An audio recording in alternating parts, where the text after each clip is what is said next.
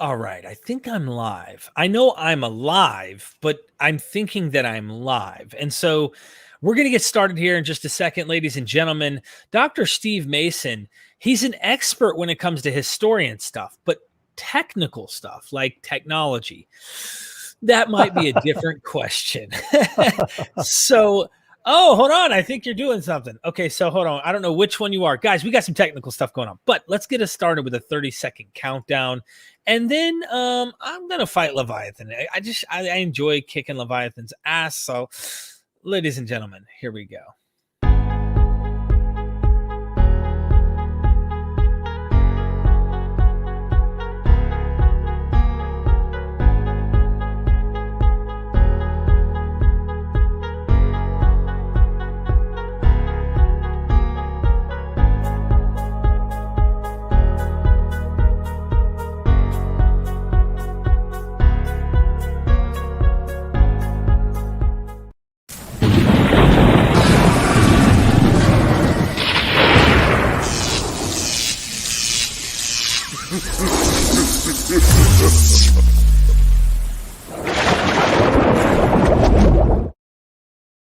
We are MythVision. That is who we are. And I am Derek Lambert, your host. Ladies and gentlemen, today I'm going to be talking to a historian, a scholar, a professor in this field. And I'm going to introduce Dr. Steve Mason in here. Dr. Steve, welcome to the show.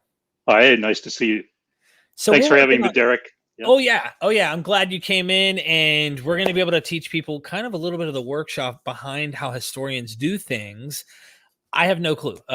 This is pretty cool because you can kind of go to college here online in a sense and hear from an expert on these things. So I want to introduce you. If you do not know who Professor Steve Mason is, well, he was born in 1957, which is going to lead to the point I'm going to get to here. But he's a Canadian historian of Judea in the Graeco-Roman period, best known for his studies of Josephus and early Christian writings. He was a professor of classics, history, and religious studies at York University in Toronto.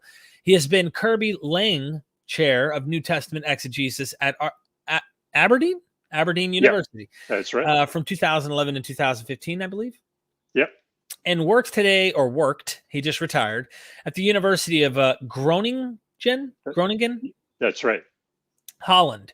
So he has a grand total of approximately 40 years as a historian. So I think he knows something about history and how to try to use historical method to figure out, what might have happened in history. Have you figured out the screen sharing scenario here? Well, I have, but I think my browsers, all of them, it seems, require me to quit the browser and reopen it. I'm on a Mac, and my Mac seems to want to give permission, which it can only do if you first quit the browser. So it's not in the browser, it's in the actual security settings of the computer. Do you need to restart and come back in? I do. It looks like, yeah. It should be quick, though. Yeah. Yeah. Do your thing, and I'm going to take everybody to Amazon real quick to show them your books. That sounds like a plan. All right. So Dr. Mason is taking a quick second to get his stuff taken care of here. He is trying to show you guys. He's going to be sharing his screen, taking us through like a presentation. Let me show you guys some of his books. That way you're acquainted. It is definitely worth waiting for, Susan. Thank you so much. Did you already do it? It looks like, hang on a second. Let's see. That was quick. If it will allow me. Applications, keynote, share. There it is. Okay, so keep it right there, Dr. Mason. I'm going to share real quick some of the books for ladies and gentlemen you're watching right now. These are books by him, as you could see. A History of the Jewish War, AD 66 to 74. Josephus, Judea and Christian Origins, Methods and Categories. Josephus in the New Testament. Flavius Josephus, Life of Josephus. Josephus in the New Testament, same thing. Orientation to the History of Roman Judea. Flavius Josephus, Translation and Commentary. Early Christian Reader. Like, there's a ton of books. You can really keep going and looking them up because he's written more than that by far.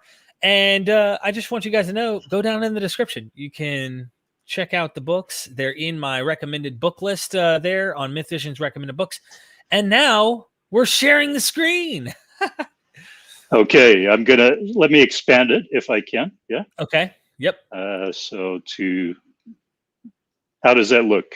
Perfect. That's beautiful. Okay. By the way, we do have a question and we're going to get to that. Right now, I think it's good for you to start your presentation. But as you can see right here, Arjun wants to know something pertaining to Josephus that we discussed last week, I believe, or something you could touch on sometime during the show. So I'm going to screenshot this. Okay. And we'll bring this in at the end or whenever even when you're taking questions. So maybe sometimes you're like, let's knock that one out. Let's do it. But let's see. Go ahead and start us out here, Dr. Mason. Okay. Well, what I want to say about the questions is anytime, Derek, just jump in. If you see a spot, where it's a logical place or someone submits a question that's right about what we're talking about, please don't hesitate to jump in. I don't want to do a monologue here for the whole podcast. So it should be interactive, right? Okay. Yeah. Thank you for having me. It's fantastic to be back with you. The reason I wanted to do this, and you and I discussed it, Derek, after the last episode, which I really enjoyed, and that was just kind of free flowing. But a number of things came up, especially in people's questions. So the big question that was repeated in different formats, like, is Josephus full of it? Or, how reliable is he? That kind of thing. So that was one question I clocked as deserving a fuller answer. Second, the whole frame of this debate for many viewers, I think, is between what you've described as the mythicist and the historicist views, right, of the past. Is that fair to say? Yeah, I would say most of my audience wrestles with those two ideas because that was predominantly a topic discussed on MythVision. It still is, just not the primary only discussion now. We have expanded. Yeah, okay, but it's still there in the background. So I thought it would be helpful to offer a different perspective. And then the third thing that caught my attention was a very flattering remark you made a couple of times about how much information I could offer. And I realized this was extremely well intended, and I am flattered, as I said. But the truth of the matter is I don't have such a great memory. I don't command all this information. It's just a matter of, like you said, 40 years of experience. You remember some stuff, it wears off, it rubs off on you. But that's why I thought, instead of trying to answer these questions just off the cuff in the abstract, what might be fun is to take your viewers into, I love my daily life as a historian. So I just thought, hey, why not come inside the historian's workshop, and actually see what we do? Because rather than say, well, I don't think that's a good question, or it's not that, it's a good question, but I can't answer it very satisfactorily. Maybe it would help to see what most of us actually do. Okay. So in my view, it's like the most fun you can have legally doing history, but that's not the view that most people have of it. In fact, it's not the view I had when I was in high school, say, of history. I never dreamed of becoming a historian. It was not a burning passion, because you get this sense that history is indeed information in some record book somewhere. The idea of it is, of course, you should have reliable sources, learn their facts and even their lessons, the lessons of history, supposedly. And so knowing history means, for many people, just being able to recall facts and maybe some lessons. I don't know what those would be, but different people, whatever people believe to be the truth, they tend to say this is a lesson of history. If you listen to politicians, they're frequently saying this, right? The lessons of history teach us. And of course, what they mean is whatever they believe is already taught by history, right? But there's actually, history itself doesn't sit there and teach us lessons. And this is the problem, right? What do we actually understand by history? So in high school, I had this idea of, just sitting there I was a boy still in high school, but I use this image of this just ton of books and information and dates and names and places that we all had to learn for exams, and that was knowing history. And if you can't remember, when was the Battle of Hastings or whatever, somebody might say, well, you don't know your history. So historians are supposed to be people with, according to this view, people with great memories, or they somehow have a bizarre like for this stuff, just memorizing lots of dates and names. And in the general public, what you see in social media is, you take those facts, you add your own opinion, you stir and you serve. And then you'll see always in social media debates, go and read some history, man. You don't know the truth about whatever my view is. So I don't know, it happens with stunning frequency. Somebody who doesn't like another person's opinion says, well, go and read the history books, you ignoramus, but actually the history books aren't going to help you very much. So my simple proposal today is that history actually consists of two very active pursuits: interpretation and reconstruction. And neither of these is self-evident. Neither of these is passive. Neither of these is about listening to what some books tell you. It's an active, exciting, motivating, thrilling, sleep depriving, because you don't want to stop, exercise of the imagination. Imagination plays a huge role, as it does in science. So what I'd like to do with you today is the first two of three parts. We talked about this a little bit, Derek, that I'd like to talk a little bit about why we misunderstand history so much, but do that quickly, just for actually a bit of entertainment, but then move on to some examples. First, about the importance of interpretation. How do you interpret? And that means coins, sites, archaeological remains, inscriptions, text, all of that. We can't do anything until we understand what remains. And then the second big part is reconstruction. How do we reconstruct the past? This is what goes on in the historian's workshop. And this is missed by almost everybody. So that's why I thought it would be a fun thing to do. So the old idea is something like this, right? The students there getting filled up with names, dates, and places. As you progress through the years, you become fuller and fuller of information. At least that's old school idea. You just drink in all these dates and names and places. And so people are treated like, empty vessels to be stuffed. In the digital age, I guess it's more like this. We're supposed to download data into ourselves. So information is another word for data, givens, right? Facts. And the idea is this is what history is about. But in fact, history shares a lot with science. And science is really about not memorizing facts, but investigation. But again, on the popular level, like with the COVID stuff recently, you hear all kinds of people, politicians, say, well, just follow the facts, follow the science, right? Which is, there's a certain amount of truth to that, but what they mean is follow the scientists. Because the scientists who are listening are saying, no. Science is investigation. It's not about indisputable facts. And if you listen to a reputable scientist, they're always saying, well, we don't know. They're always qualifying stuff. I don't know if you notice this when scientists are interviewed, but they kind of dodge and weave because their interviewers often want to say, like, what are the facts? Tell us the facts. And the scientist very often is saying, well, these experiments have been done here and they show this, but then on the other hand, over here, you've got this. So actually, they're talking about a kind of provisional knowledge from experimentation, testing hypotheses, which requires constant imagination of new possibilities. And it was long ago, back in the 17th century, Francis Bacon taught this basic principle of scientific method: reject authority. Don't lean on so-called reliable sources. Question, think, imagine, experiment, test. And this doesn't mean that you can make up the world as you want it to be. That's quite the opposite. You use your imagination to see what actually works, right? To what accords with reality. So you observe, you question, you look at nature, you question, you research, you interpret, you hypothesize, try to explain in medicine, then you act on what you know. So crucial to all this is imagination.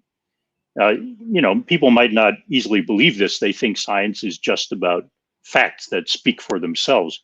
But of course, that's not the case. Max Planck, famous father of quantum theory, said new ideas are not generated by deduction, but by creative imagination as we try to find the truth. A fellow named Einstein, people have heard of, said the mere formulation of a problem is far more essential than its solution. Raising new questions, new possibilities requires creative imagination. And that's what makes the real advances. And we see this, if you go to the doctor, you got a lump, right? And the doctor, look at the process. The doctor says, well, first we got to figure out what it is, then explain how it came about, and then figure out a remedy, right? So it's always intelligence at work. I have a funny story about that, by the way, which might come back to if the question time permits or something like that. I won't stop now for it. But same with climate change, right? The debates, such as they are, but to the extent there is debate, is like, well, what is actually happening first, right? Interpret what you see, interpret the evidence. What is it? What does it mean? Then try to figure out the causes, then try to figure out what to do about it. Real quick, Dr. Mason. Yeah. So Susan Brewer, she's a really good fan. She loves what we do. She says, in these parts, folks say history is written by the winners. Does Dr. Mason have an opinion position on that stance? I just figure I'd go ahead and ask that real quick. Yeah, I sure do. It depends what you mean by history.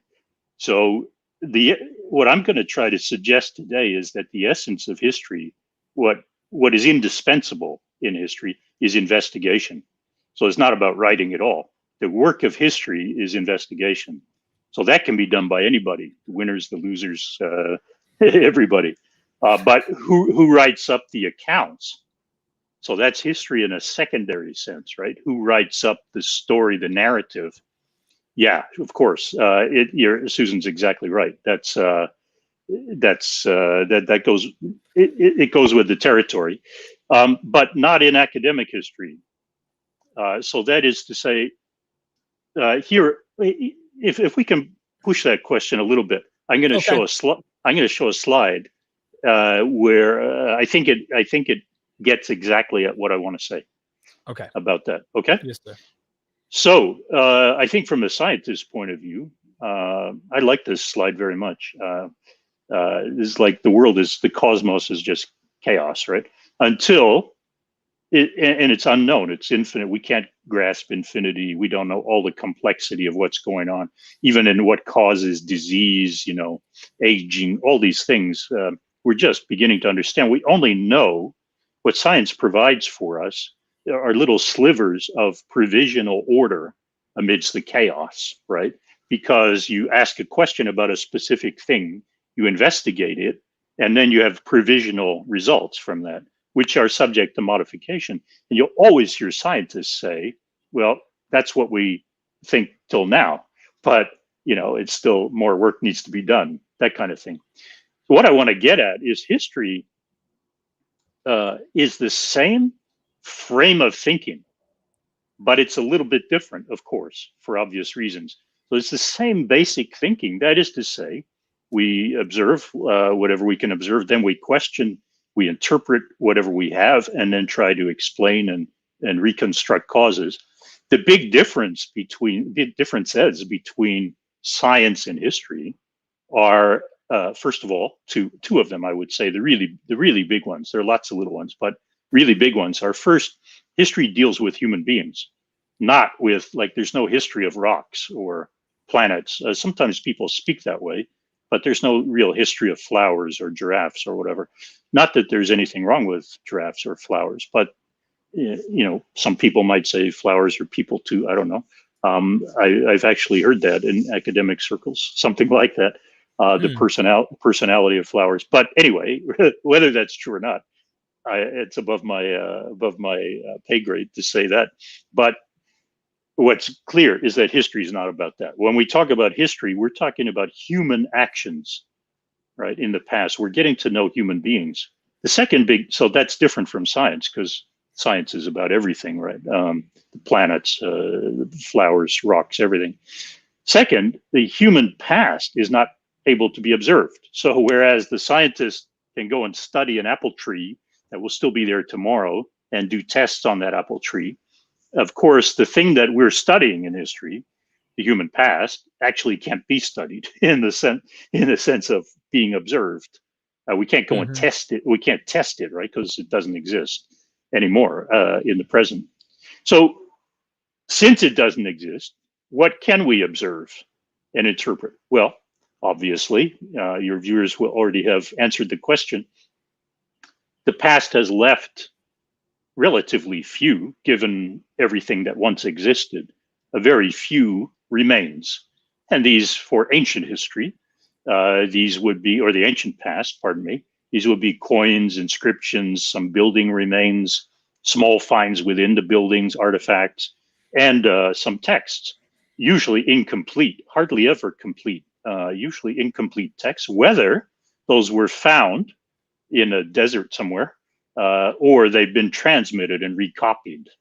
But these are the kinds of remains we have. So our goal as ancient historians is to understand our human forebears, what they thought and did, how we got to where we are because of what they did, and the possibilities of being a human in this world by looking at the way they lived and the way they thought, and getting out of our own little bubbles that we live in.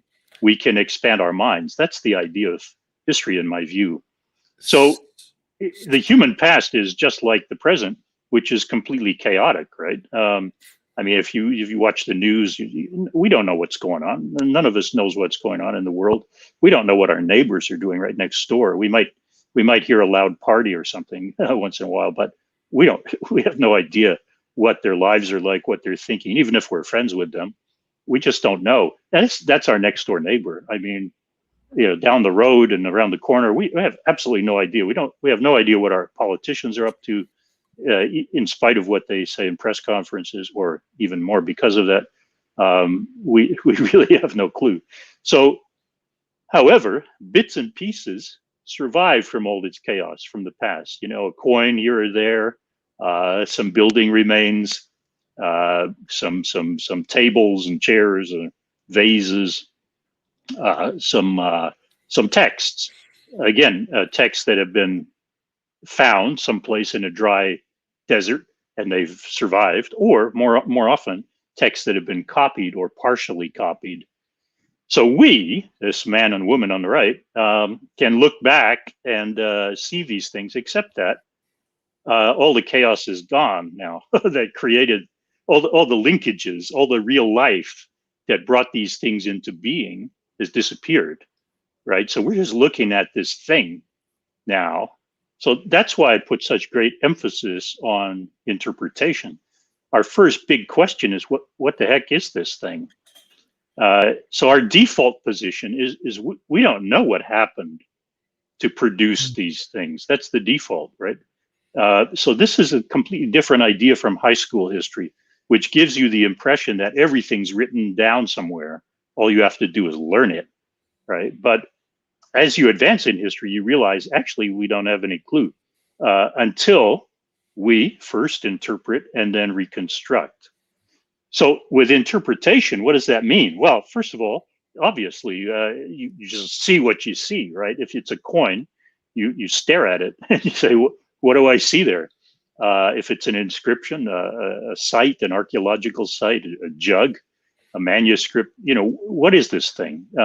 So we try to understand it in its context. What's it for? Why was it created? Why would someone make this thing?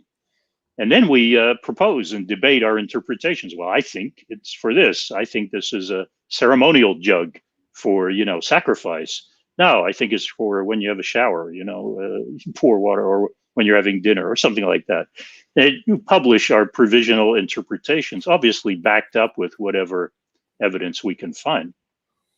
And then reconstruction. Then we have to figure out what was the world in which these things were created.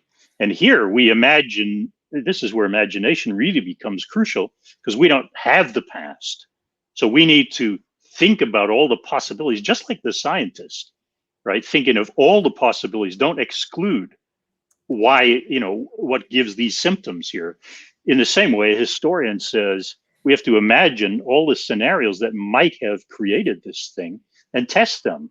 So we debate with each other, criticize, refine our hypothetical scenarios, because somebody's going to come along and say, you're full of it. That doesn't make, well, they'll usually be polite in a conference, but they're going to say, that doesn't make any sense at all because of X, Y, Z. And you might say, yeah, you don't want to listen at the moment, but then you say, hey, wait a minute, that actually you got a point.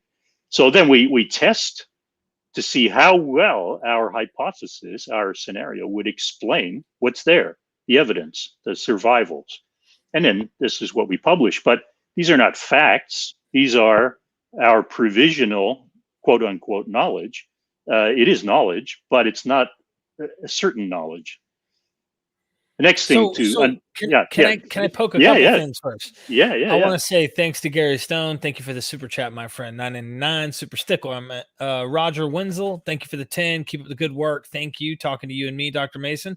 Stephen Sorensen says, when you mentioned histories, history being human history. He says there are histories of flowers and rocks, though. History, botany and zoology, earth history, geological history. Maybe you're just discussing human history here in this particular, or would you call it history? So I guess, would you elaborate on that just a little bit? And then I got a couple questions from him he'd like to ask, but we might need to save them. I've got them screenshot. So if we need to save some of the stuff till the end, you just let me know. Okay. No, that's a great question. As I tried to say, but I said it very briefly. So I probably even just kind of slurred it. People do talk about the history of planets, the history of flowers, history of giraffes. But by convention in history, in the field of history, because of how it began, which I won't get into today, but if you studied history in high school, you might have heard that the father of history was Herodotus, this Greek guy. That was the beginnings of history. So very, very quickly, the word historia, the Greek word, from which the Latin word comes, from which the English and all the modern European words come, history, means investigation. And it always meant the investigation of the human past. So Stephen's question about what about, botanical history, but all these hyphenated terms show, I think, I would suggest that that's not history. When you just talk about history, you're talking about the human past. If you go into a bookshop and you look at the history section, it would be a history of, World War I, World War II, Vietnam, and all of that, world history, but it's about people. If you want to go look for plants and botany and geology, there'll be sections for that. So the tagging on the word history is a secondary thing, right? That's what I really mean. Okay. And here's a couple. I was just in a history department in the university, you won't find people doing the history of flowers or rocks. You'll find them in the geology and botany or biology departments. Yeah. Makes sense. So Stephen Sorensen, I might have to get to this later, but I just want to say his question out loud, and then you can tell me, you can even remind me if it's something that comes across your thinking, or when we're finished with this presentation, we can deal with it. He says, can Dr. Mason comment on the differences between historicism and new historicism? And then what are Dr. Mason's thoughts on the auxiliary sciences of history? What are they? What are the most common one?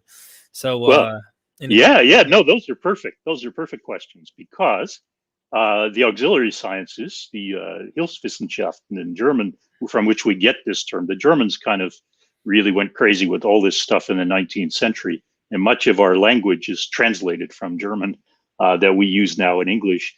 But these auxiliary disciplines of history are exactly what I'm talking about today. That is to say, what we want to get to at the end is reconstructing the past, right? Imagining the past. But in order to do that, you need to interpret the surviving evidence first. And that's what's known, for people who haven't heard the term before, that's what's known as the helping. That's why I mentioned the German. It's Hilfswissenschaft. So the Hilf part, Hilfe, is help, right? So it's the helping disciplines. Exactly the same meaning as auxiliary is supportive, or helping along, shoring up your main task. So studying coins, inscriptions, archaeology, texts, these are all the supporting disciplines of history. So that's a perfect question, Stephen. Actually, that led me right into what we're talking about here. The other one I've forgotten. Can you remind me? Yeah, the other one was, so you talked about auxiliary. The other one had to do with differences between historicism and new historicism.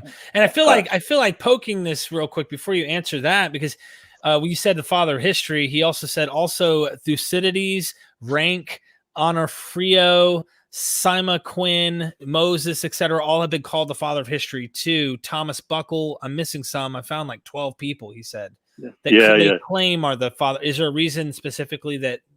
Well, Herodotus was before any of them. Sima Qian in China was around 200 BCE. He's been called the father of Chinese history, but that's a different kind of thing. And Sima Qian is not using the word historia. He's much more writing sort of annals, a different kind of record. So Chinese history is a fascinating subject by itself, and one that interests me greatly, even as an amateur in that area, because I don't read Chinese. Right. Yeah, we can leave Sima Qian, I think, to the one side. Thucydides comes after Herodotus. And Thucydides is, Herodotus, I'm not saying he's the father of history.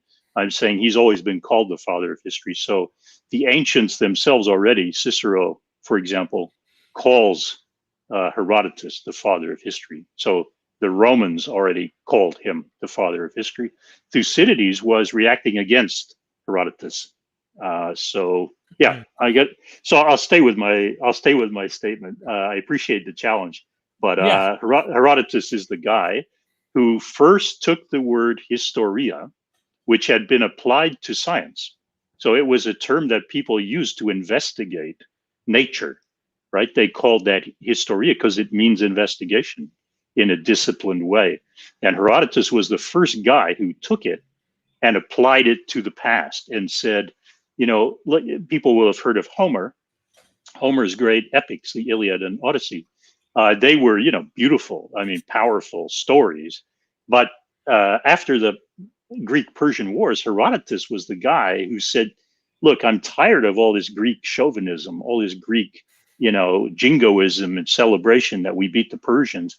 We have to have a more balanced picture of what actually happened. And for that, I have to travel and I have to interview people and I have to get better evidence and I have to make more critical judgments and not just listen to what, the big shots are telling us about how great we are. And that was the beginning of history, when he applied this term historia to the past and said we need a disciplined method. Now, Thucydides didn't even use the word historia, right? Because he disliked Herodotus's effort so much that he just avoided the term. He kind of thought it was contaminated by Herodotus's gullibility. So Thucydides indeed set a kind of gold standard for very rigorous clinical kind of history, but he didn't use the term. So I'll stand by my statement that Herodotus is known as the father of history. Remind me, we'll do the historicism and new historicism question if you want, or we can later. Yeah, that'll fit in a bit later, actually. So what I am talking about indeed is history among the humanities. So history as a professional discipline, not necessarily in the university. There are some great historians who are not employed as academics. Some of them make their living just from writing good books and articles on history. So you don't need to be in the university, but they do have the training to be historians.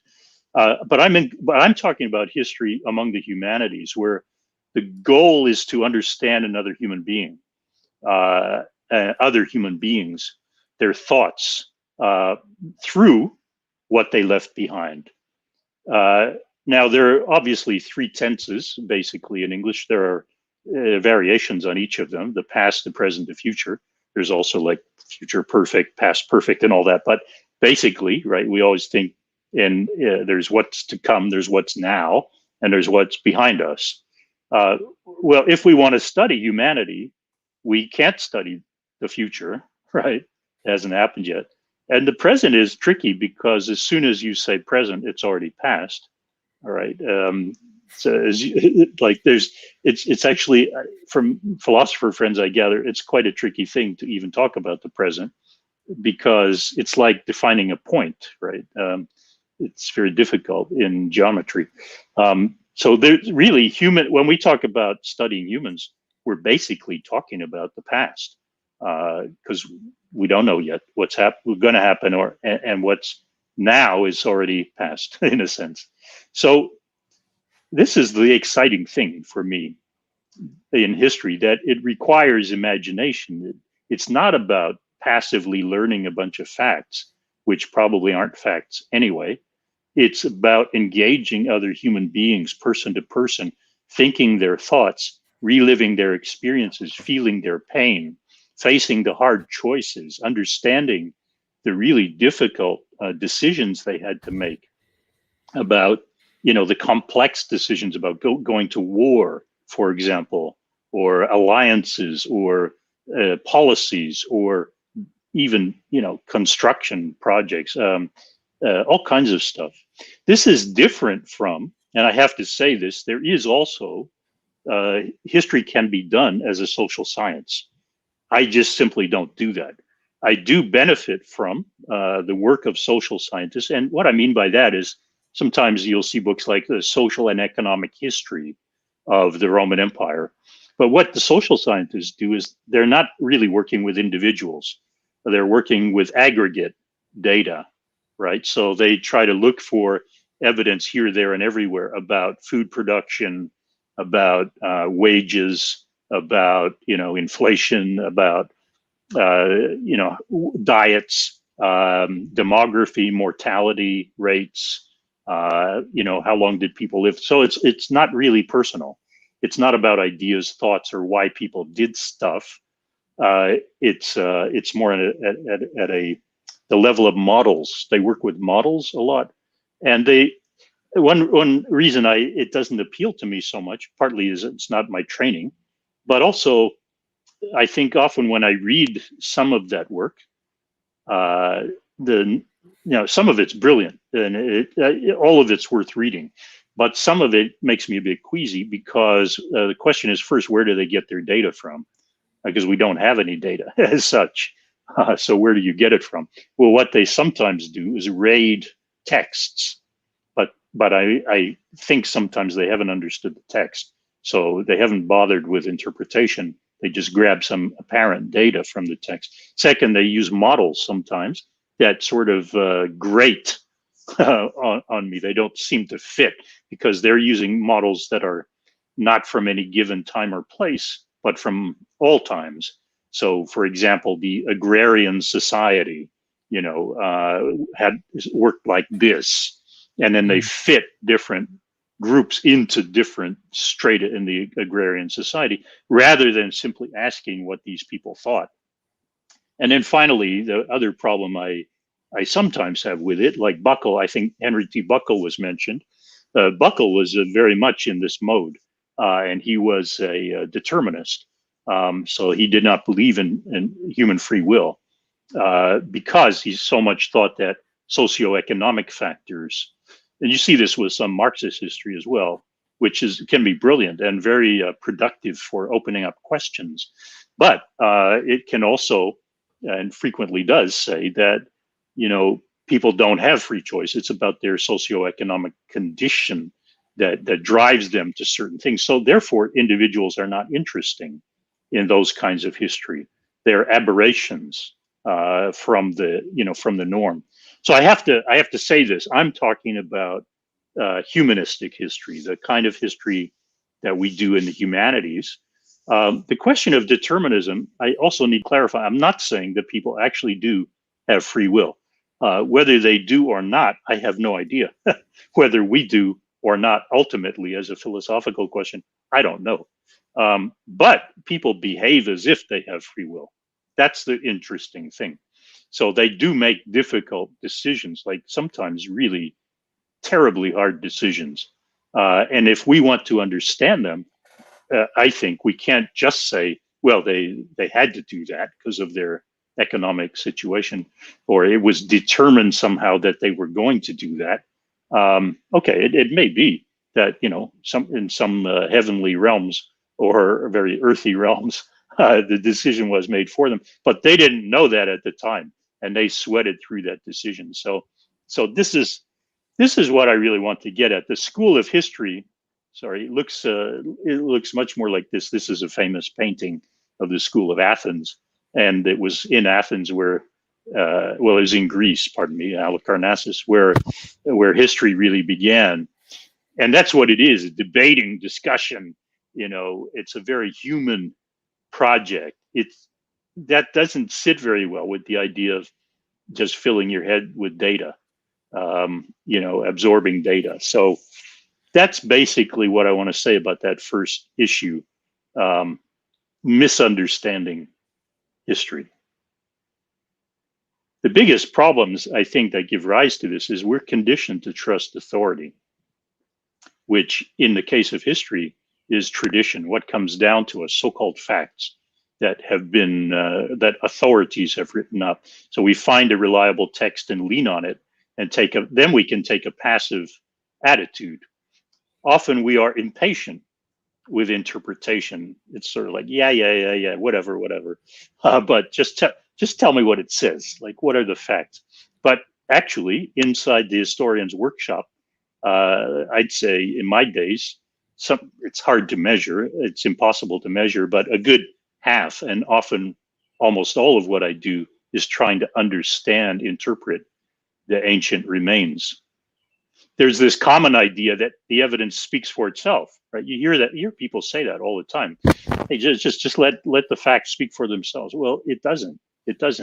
And this is the lazy bones way of doing history, is just to say, I don't want to get into interpretation.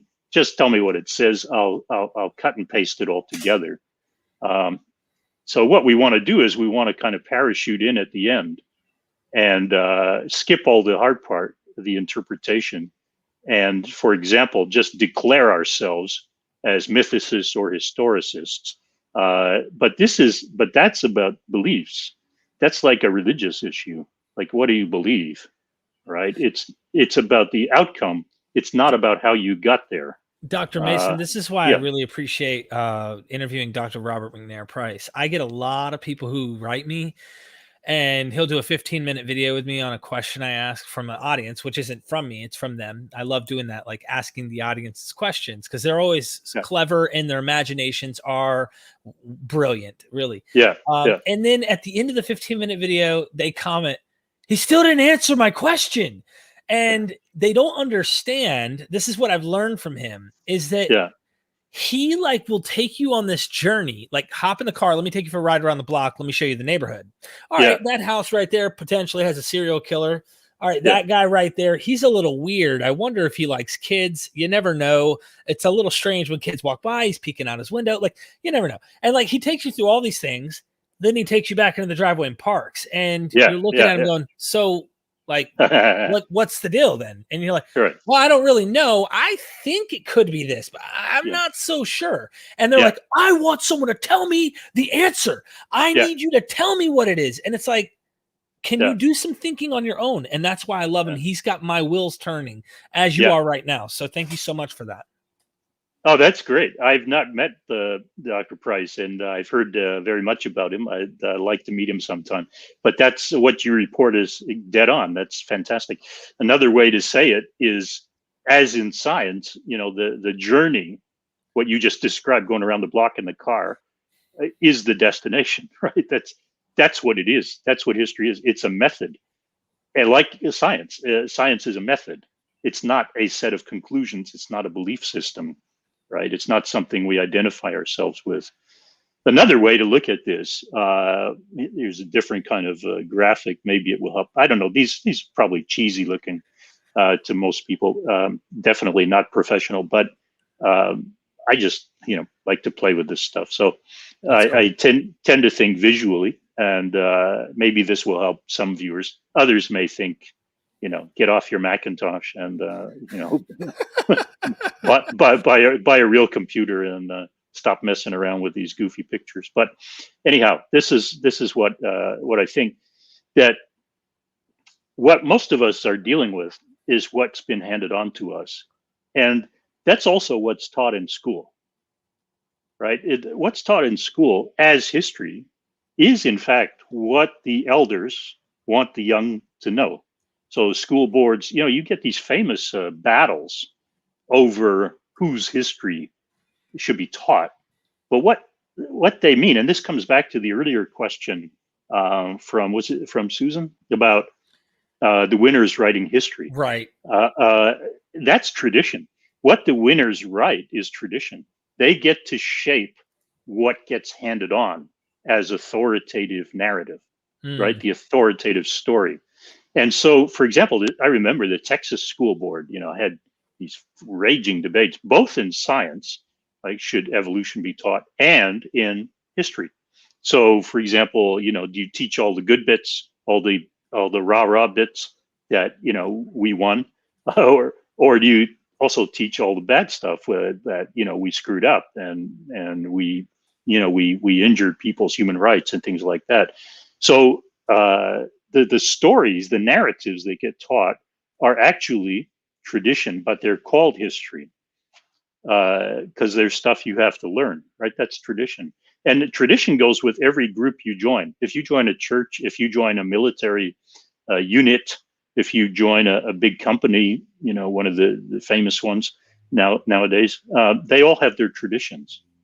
And you have to acculturate yourself you have to acclimatize yourself to the tradition, because that's the value. So what they'll talk a little bit about the past, but what they mean by the past is the past loaded down with values, right? The values of the group. So you have family traditions. Your parents will tell you as you're growing up, about Uncle Jim and Auntie Betty, and they might not tell you that Uncle Jim spent time in prison or whatever, but just the good stuff, because it's part of the family tradition. And then you might find out when you become an adult about all the the darker sides, because it's what gets handed down to you. But when you turn around and instead of letting it impact you, instead of letting it just come to you on wheels, you turn around and get in that car with Dr. Price and start up the engine and go investigating, then you're doing history, right? So this is a crucial point, I think, that we generally confuse history with tradition. And that's why we make such strange statements like getting on the right side of history. Mm-hmm. What does that mean? That means there's like a movement going forward, right? And we want to be on the right train or something like that. But that's not what history is for historians. For people, in the historian's workshop, it's about investigating the past. So what I want to do in the remaining time, and definitely take up questions that are coming in, is offer some examples now to come down from the world of abstraction and actually look at the payoff of doing this, right? Because this is where the fun really begins, I think, is when you're looking at stuff you have to deal with. So are you with me there, Derek? I'm here. I'm alive. My coffee is still in me. Okay. And I'm excited to see the questions too, because I know there's a couple sharp cookies in the audience, and they're going to, I guarantee you, they're going to challenge your thinking. So I'm excited to hear this, especially being an expert in history. I can't wait to hear what you have to say. So yeah, sure. Well, I'll just take examples from 4 of the most important groups of survivals that we have in ancient history. This doesn't apply so much to, history of the Second World War or something like that. But when we're talking about ancient history, which is my field, these are the main kind of things. So all kinds of coins. I mean, they're hugely important coins for what they might be able to tell us, but it's a tricky business. Same with inscriptions. And then sites. So Arak al-Amir in Jordan, Qumran site there, Machaerus and Masada, for example, some famous sites. But when I talk about sites, that includes not only the big site with its structures, but also what's found there, the pottery, utensils, household goods, makeup kits at Masada, art, frescoes, things like that in non-Judean contexts. Immersion pools in Judean contexts. So all the stuff that goes with being found at a site. Then texts, and texts are much more complicated than people think, generally speaking, unless they've had experience with them. So the text all the way from the scroll, the manuscript that was written and copied or found in the desert, to the printed versions, and then to critical editions. So what I'd like to do in the time that remains is just look at a few examples of how tricky all this is and why it is so interesting. Okay? I'm ready. Okay. Here we have from all of King Herod's coins. So people have heard of King Herod, especially your viewers will know that King Herod ruled. He got his rule from the year 40 BCE. Most people think there's a little bit of discussion about that, but probably 40 BCE, and he ruled until, most people think, 4 BCE. So that creates a famous problem with BC and AD were calculated from Jesus' birth in the 8th century, but it was kind of a miscalculation because Jesus was born according to the Gospels before Herod died, and Herod died in 4 BC. So so Jesus was actually born somewhere in like 6 BC. He was born before Christ, which is kind of a paradox. But anyhow, Herod's coins, then, a big issue of Herod's coins comes from his 3rd year. And here's what I want to show you. This is, I think, very cool. Okay, so if we look at these coins, we said the first thing to do is just kind of stare at it and see what you see. I won't put you on the spot, Derek, and I can't. Please do. I am openly ignorant, so you can put me on the spot. I promise you. Okay. I have trust me, I do not understand all this stuff. That's fine. I love people learning along with it. So this is a good example. Okay. So, well, here you obviously have the front and the back of a coin, right? 2 different coins. Yes, sir. Do you want to offer any thoughts on what you see there? I could tell you the difference of what I see, if that helps. Yeah, I don't really know. Yeah. Go ahead. So on the right, the cross, and this might just be being over picky. The bottom coin on the right, it seems like it's a straight plus sign, whereas in the top it's got the loop. But also on the left side on the top, it looks almost like I don't know if that's a temple or like a hut or something, but it looks rounded out. Whereas in the bottom, it looks like a couple different items. I can't really make out. Yeah. And then it's got this little peak with a star on top. It looks like a star with obviously the palm branches on both. Yeah. So I don't really know. Good palm branches. Yeah. And what do you see on the other side? Anything there that's clear? Aside from that symbol you mentioned, the cross symbol? That's a good question. You see some script, right? Some writing. Yeah. I can't make out the difference, of course, but But anything else? What about in the middle of it? That's a good question. It looks like an altar or something. I can't really make out what that is. Yeah. Is that a fire? Yeah. Good. You had altar. That's not bad. So for somebody who's familiar with these coins, right? These and with the Greek language, you can see some things pretty clearly. So let me describe them for you. Right here, you see this L there. Can you see my cursor on your screen? No, sir. Okay. Sorry about that. I thought you could see it. So, well, I'm waving my cursor at. You see the where the writing is. On the top one or the bottom one? Either of them. Okay. But in both of them, you see in the middle there's a thing with 3 legs on it, and then a jug of some kind. Well, to the left of that, you see what looks like an L, and then a kind of two sides of a triangle. Actually, there you could say an L and an upside down L on the left, just on the left side, inside the circle of writing. Right. Right. Okay. So what I've written out here is the Greek says herodu here, herodu, and this is a B here, basileos. So that is of King Herod.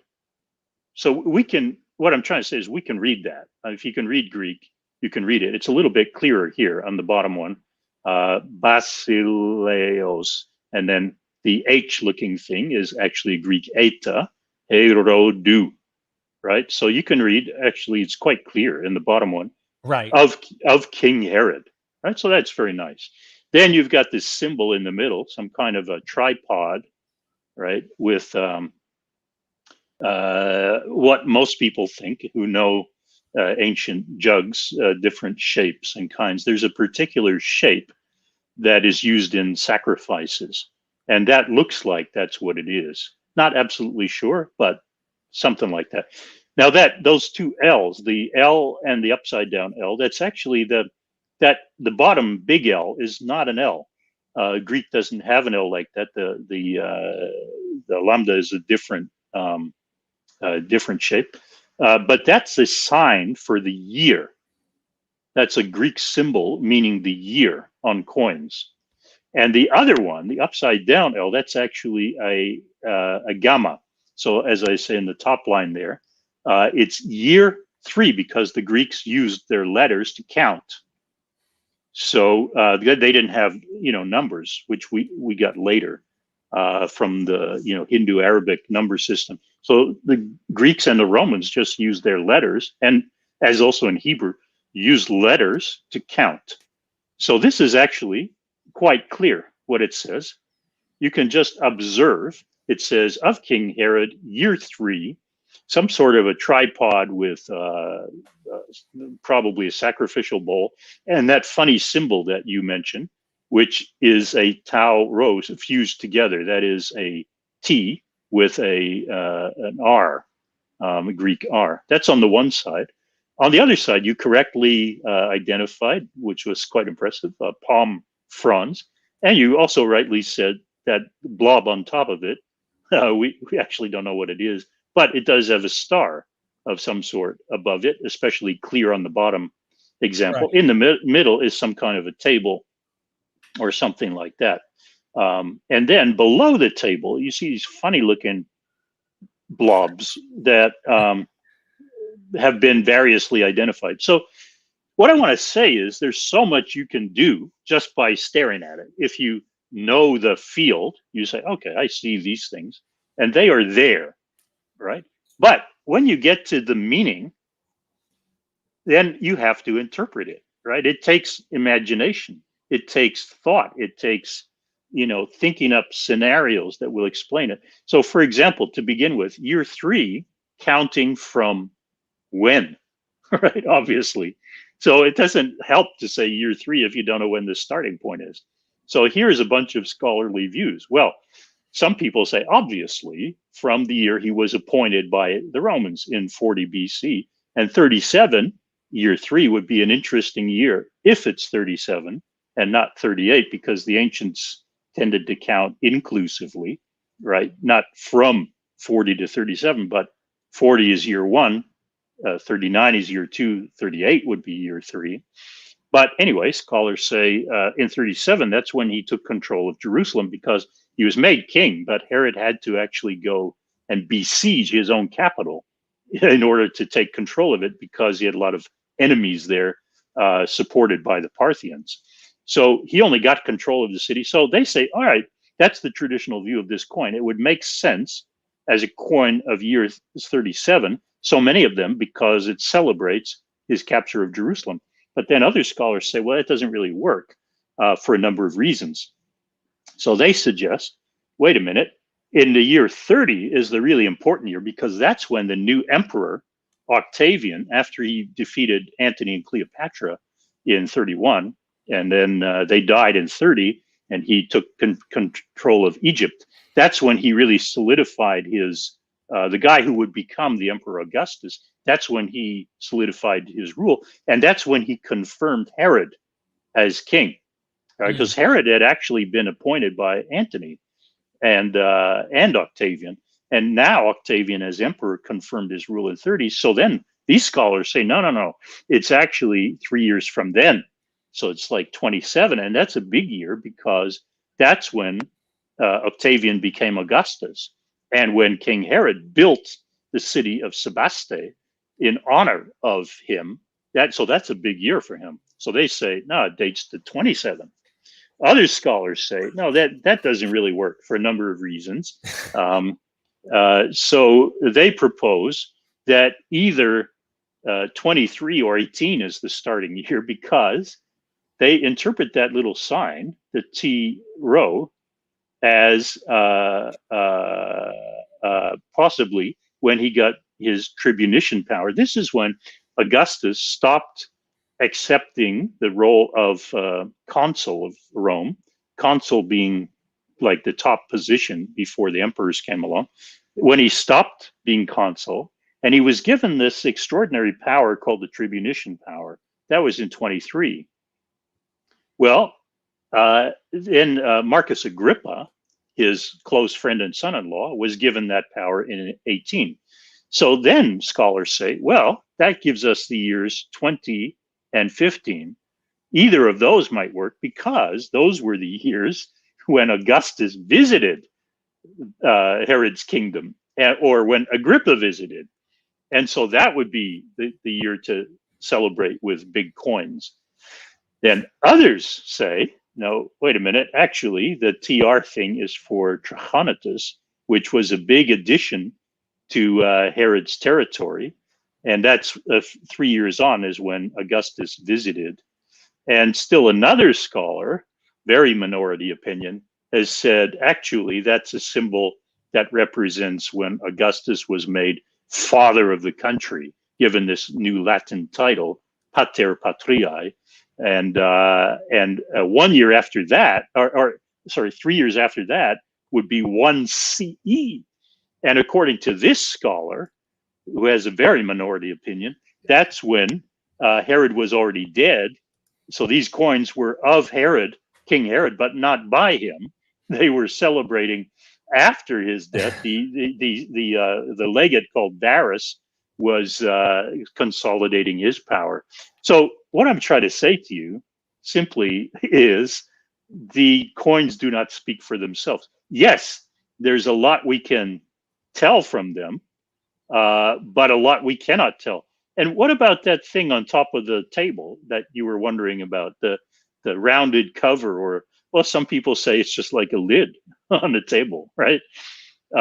Others have said, no, it's the altar of incense from the temple.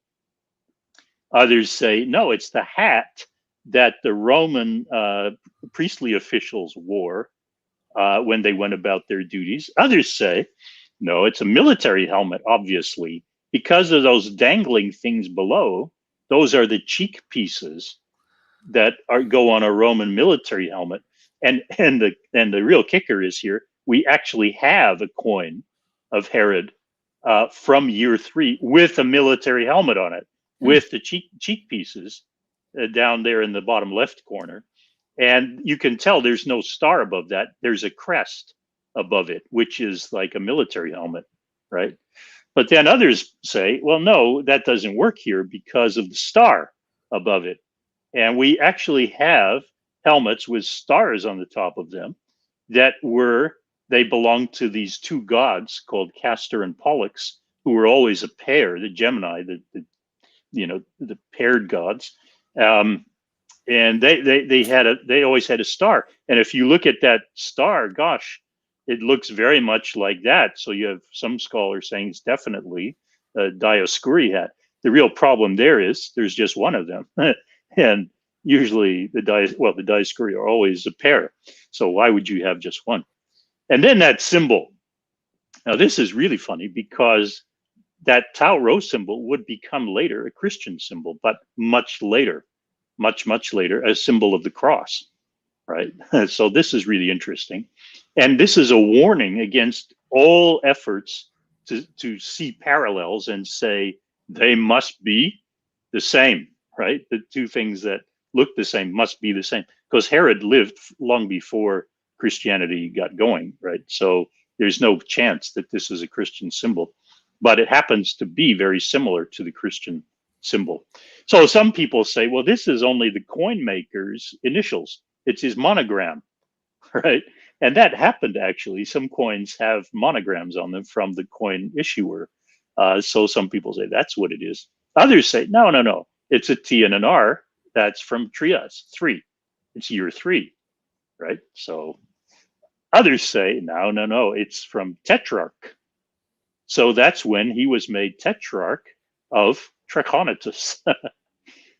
And others, as we've seen, that's when he got that should be Tribunicia, not Tribunica Potestas, or this special power abbreviated. So what I'm trying to say is the evidence does not speak for itself. Here's another example. These are beautiful silver coins. Some of your viewers may have seen them before. And again, we can read, if you know Paleo-Hebrew or the Paleo-Hebrew script, you can read what they say. So on the left side, it's shekel Israel, a shekel of Israel. And then that a shin and a bet, which is not the modern security service in Israel, also called the shin bet, but it is shana bet. So it's year 2. It's a year 2 shekel of Israel. On the other side, you see in the same script, Yerushalayim Hakadosha, Jerusalem the Holy.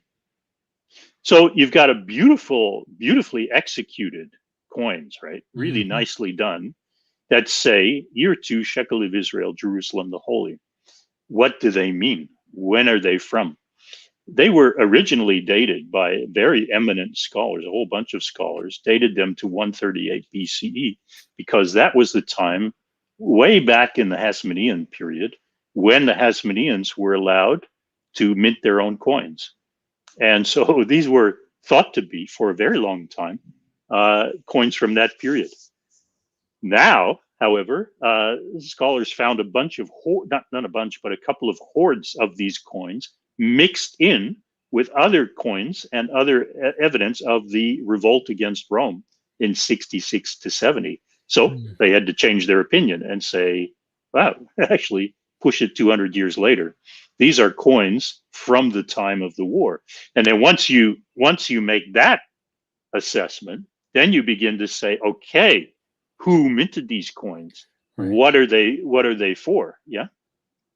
Go ahead. No. I'm just agreeing with you. So now what do we see on them? Any idea what that symbol is? That's definitely a pomegranate, because I'm a fruit guy. So it's got to be. It's got to. If not, that's an alien. No, I'm just kidding. That's right? really interesting. You say that, actually, really interesting. What about on the left side? Any ideas? Like a chalice type of cup. Yeah. Very good.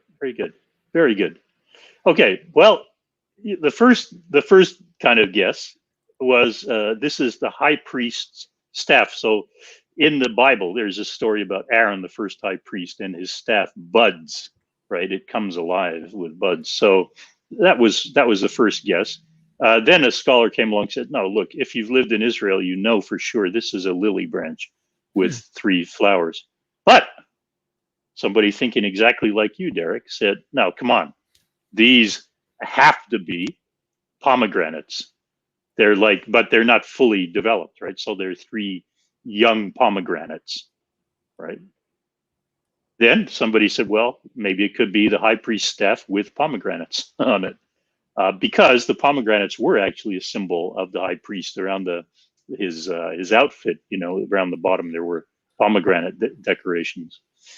And then this thing on the other side, well, yeah, people said that's obviously, like I have one in my cupboard, right? That's a wine chalice, only this is obviously metal or something.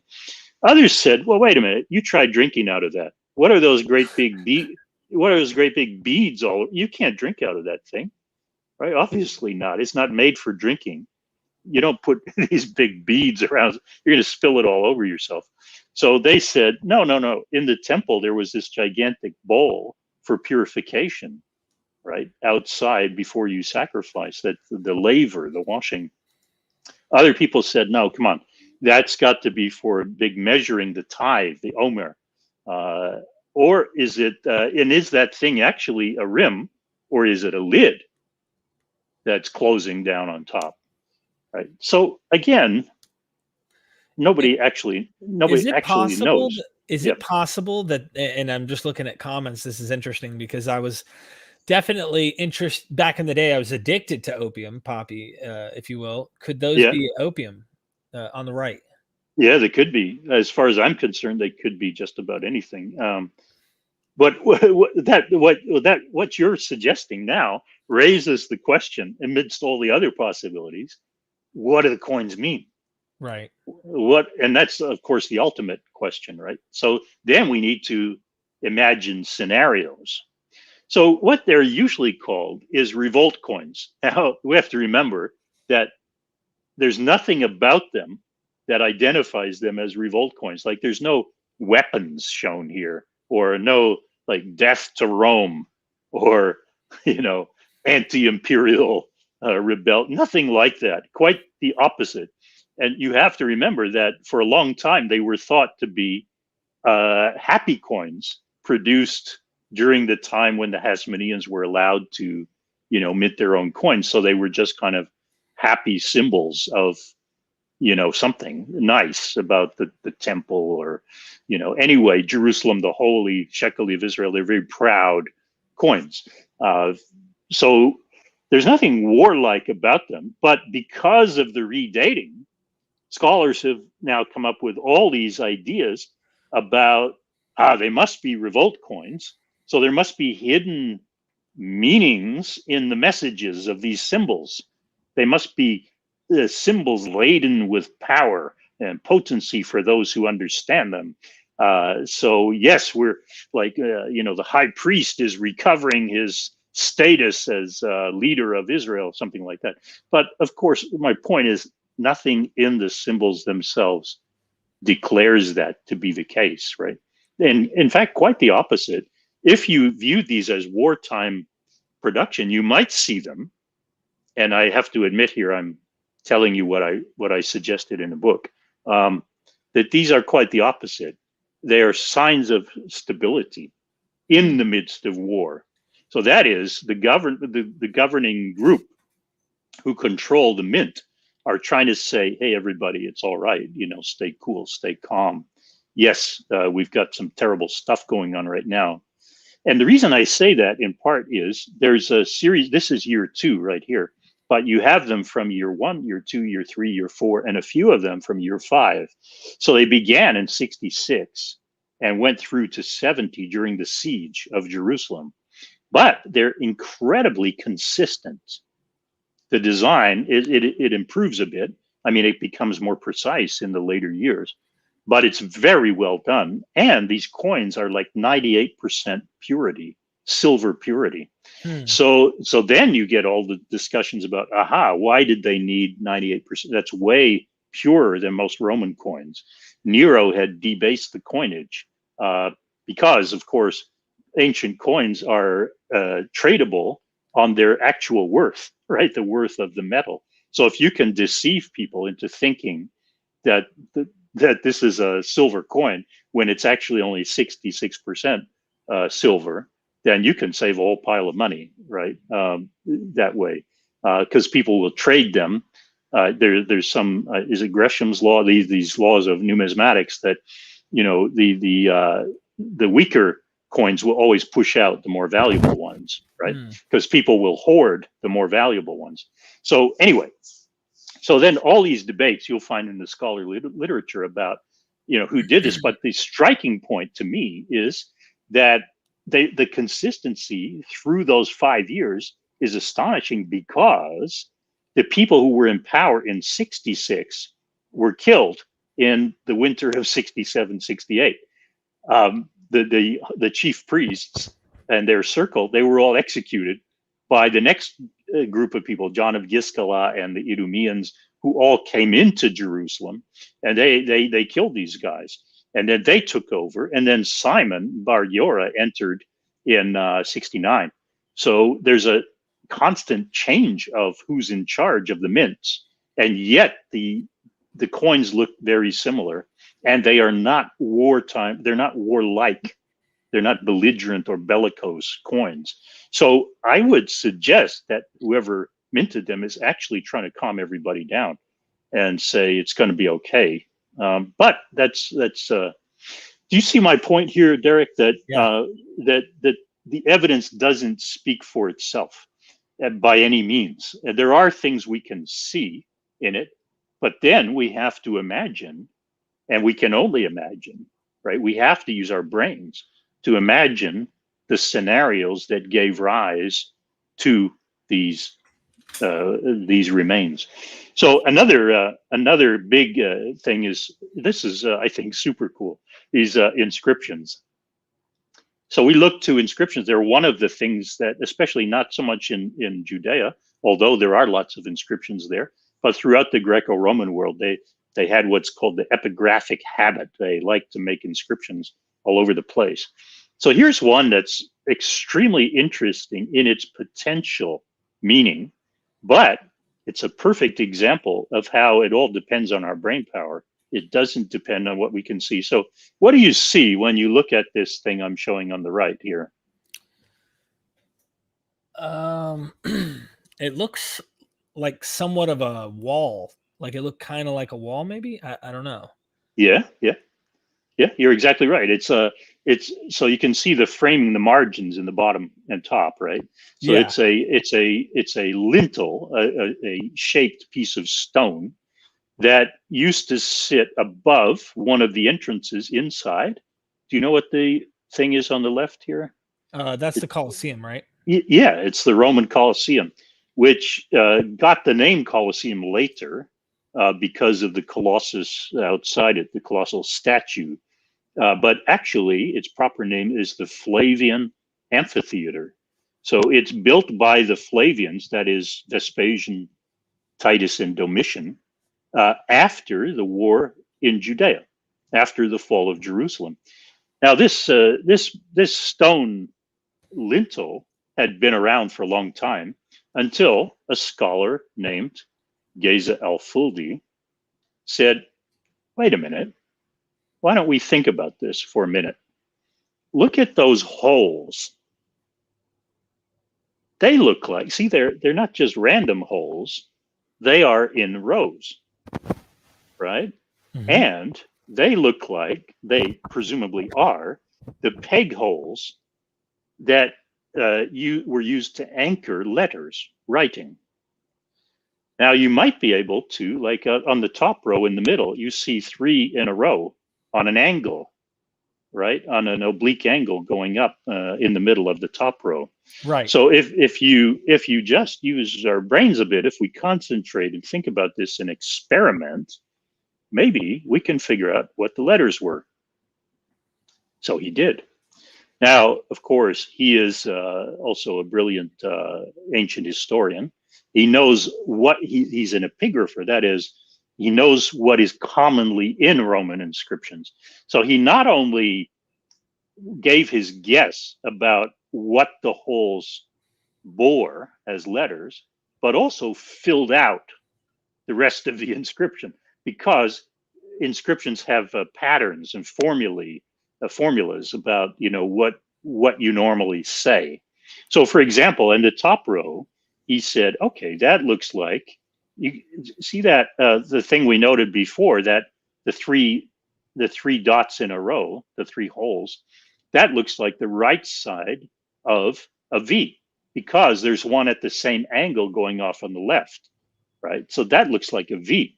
And then if you say, okay, that's a V, and then if the next one is an E, the horizontal one, and then an S, hey, wait a minute, and then an upright with one in the middle, that looks like a P, and then more off an oblique angle, that looks like Vespasian, right? So now we're looking at Imperator, the abbreviation, imp, Kais for Caesar, Kaiser, Vespasianus, and then you can figure out what would be the rest. He's got to have Augustus, AUG, because that's part of his title.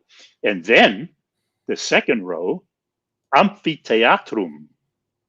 Most of the letters are there. You just need to figure it out what the rest of it is. And then on the bottom row, he was pretty sure that there's an M-A-N-U or V-B-I-S, manubis. Manubis means it goes with X, spoils of war. Then he could posit what the rest of it said. So he reconstructs it and completes it to say the emperor Caesar, Vespasian, Augustus, that is Vespasian, his other titles, Caesar and Augustus, ordered, so the usage at the end, he ordered, fieri, the making, he ordered the new or a new amphitheater to be made from the spoils of war. Now, this is getting really, really interesting. Not only that, but up at the top, you see that in the top left, it's busier than normal, right? Right. So he said the reason it's so busy is because after Vespasian died, before the amphitheater was opened, Titus is now the new emperor, and Titus has the same name as his father, actually. Titus Flavius Vespasianus. They share the same name, but one was known as Vespasian, one was known as Titus. So to make the distinction, the workmen actually stuck in. They made room for a T at the beginning, right? So that busyness there up at the top left is because they stuck in a T, and therefore it now read, when the thing was opened, Emperor Titus, Caesar Vespasianus Augustus, ordered the new amphitheater to be made from the spoils of war. So that's Alfuldi's detective work. Now, not all scholars agree with him, but it's a neat thing to think about. And then he argues this is the one that has survived, and it's relatively small, over one of the exits, but that would mean that the same thing was over all the exits. So everybody going out would see that this massive, the kind of icon for tourists even today in 2021, this massive amphitheater, seats 50,000 people, was brought to you by the Flavian family, who beat those wretched Judeans over in Jerusalem and got so much loot from this great victory that they were able to build for you this amphitheater. So the Colosseum in Rome was actually, according to this argument, was claimed to be built from the spoils of the war in Jerusalem. Now, not all scholars are totally convinced that Alfuldi got the letters right, or that it's so compelling. Most people accept it. And if that's the case, this is an astonishing historical claim. It's complete nonsense. I don't know if you can say bullshit on the podcast, but yes, you can. Okay, it's bullshit, right? It's this is complete. There's no way the province or the area of Judea had been under Roman rule for 130 years by the time the war broke out. So there's no way that all this new money came flooding into Rome as a result. Rather, it looks like a very bold claim that the Flavians were making, along with their claim to have conquered a foreign people, which we know from one of their inscriptions on the arch of Titus that was in the in the Circus Maximus.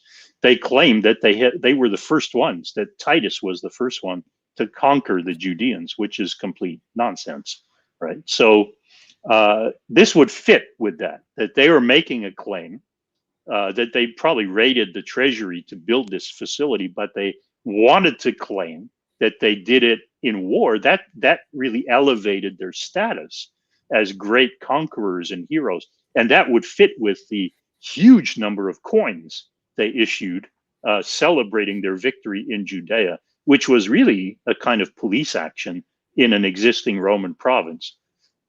So that's one kind of inscription I thought your viewers might enjoy. But again, my point is, it doesn't speak for itself, right? This stone lintel had been sitting around there for forever, for 2,000 years. It wasn't until Geza Alfoldi came along and said, wait a minute, let's apply our intelligence to this thing. Let's really focus on it, study it, imagine, test. Let me test all different letter shapes. Let me figure out what it actually said, right? Another kind of example that people may have heard about, your viewers especially, because back in the early 2000s, there was an enormous fuss about, are you familiar with this one, Derek? Do you remember? Okay. So I think Eisenman had to say something about this as well. So yeah. Okay. Yeah, I mean, it was huge. When the Society of Biblical Literature held its conference in Toronto, I think 2002, this was really in the news. And I was one of a few people on a panel. We had a panel discussing this thing from various angles, and it was there. It was flown over from Israel to the Royal Ontario Museum, and they charged like a ton of money for people to go in and have a look at this. And it was presented as the James Ossuary, because there's an inscription on the side. So if your viewers have already heard this, I'm sorry, but I'll try to present a new angle on it, fitting the point I'm trying to make here. So here's the inscription. And what it says, very helpfully, Roger Wiklund in Sweden has produced what I think is one of the clearest analyses. He's using the observations of many other specialists, Rochelle Altman and people like that, who are epigraphers. And here's the inscription.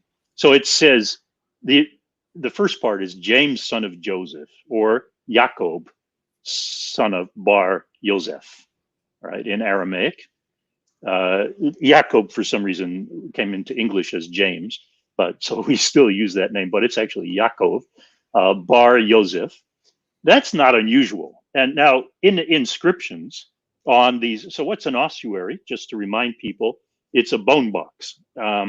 In Jewish practice of the first century CE, not always, but of that time, people were buried, intact. And then after a year, partly because burial land was scarce in the Jerusalem area, once the flesh had disintegrated, disappeared, their bones were collected and put into a bone box. And that's what an ossuary is. So ossuary is only like 18 inches to 2 feet long, something like that. And these boxes can then be stacked, right, or collected in a burial place, rather than the body taking up the whole space. So that's an ossuary. There are lots and lots of them. This one drew attention because it's got this famous name, James, son of Joseph. But actually, it's not that surprising. Jacob is one of the most frequent names known from the period, as is Joseph. So that there should be a Jacob, son of Joseph, is no big deal.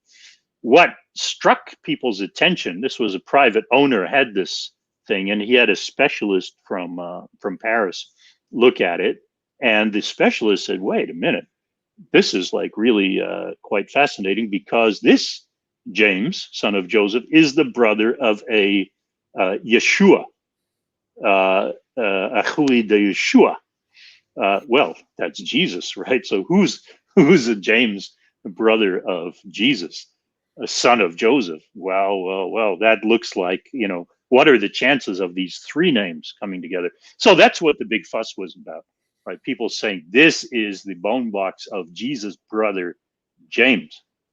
Now, when I went on the panel, my concern was not about the technicalities of this. I'm not an epigrapher or an Aramaic epigrapher, especially. It's beyond my specialism to know this. What I did do, what I noticed right at the beginning was, I don't know if you can see that in the inscription, the part on the right looks deeper. And I had Photoshop at the time, and I ran it through Photoshop, and it was then clear, if you just kind of put it in relief, that the part on the right is much deeper than the part on the left. Right of the yellow line, right? Yeah, exactly. So if you look at the inscription above, right, the actual inscription, it's more deeply incised. But what Viklund shows here, and he's here collecting the results of many critics, is that also there are many other features that are different on the right and the left of the yellow line, which I've added here. So on the right, these are actually very well-formed letters, and they have these little wedges, he calls them, or serifs, right? We call them in typefaces, right? We call them serifs, these little bits on the ends of letters that stick out, right, to make it kind of attractive script. And these are very square, very much on the line. So you see that dotted line, the dotted lines. The scribe here has done a very good job of writing proper letters, square letters within the lines. And Viklund shows that these are correctly written and extended.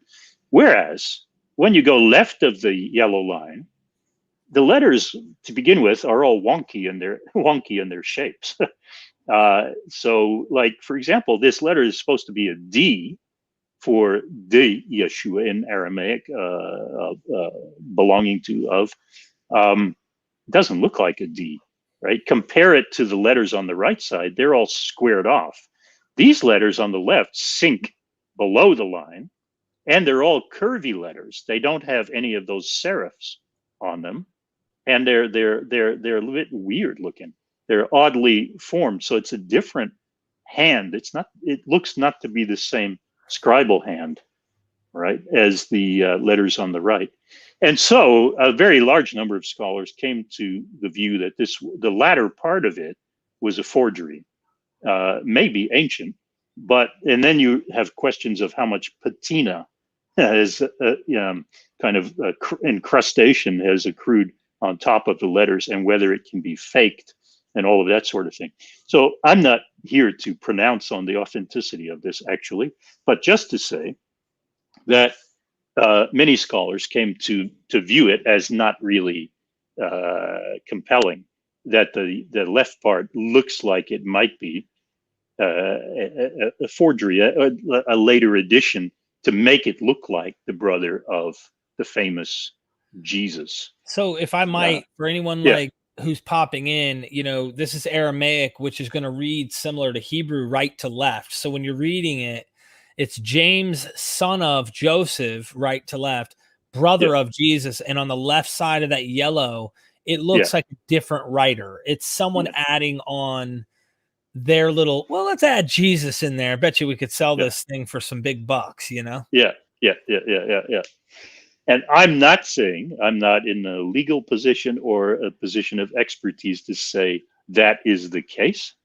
I'm simply pointing out the discussion, the debate in scholarship about this, because my point is to come back to the main theme that these things don't speak for themselves. Right. The evidence does not call out to you and say, here's what I am. Right? It doesn't explain itself.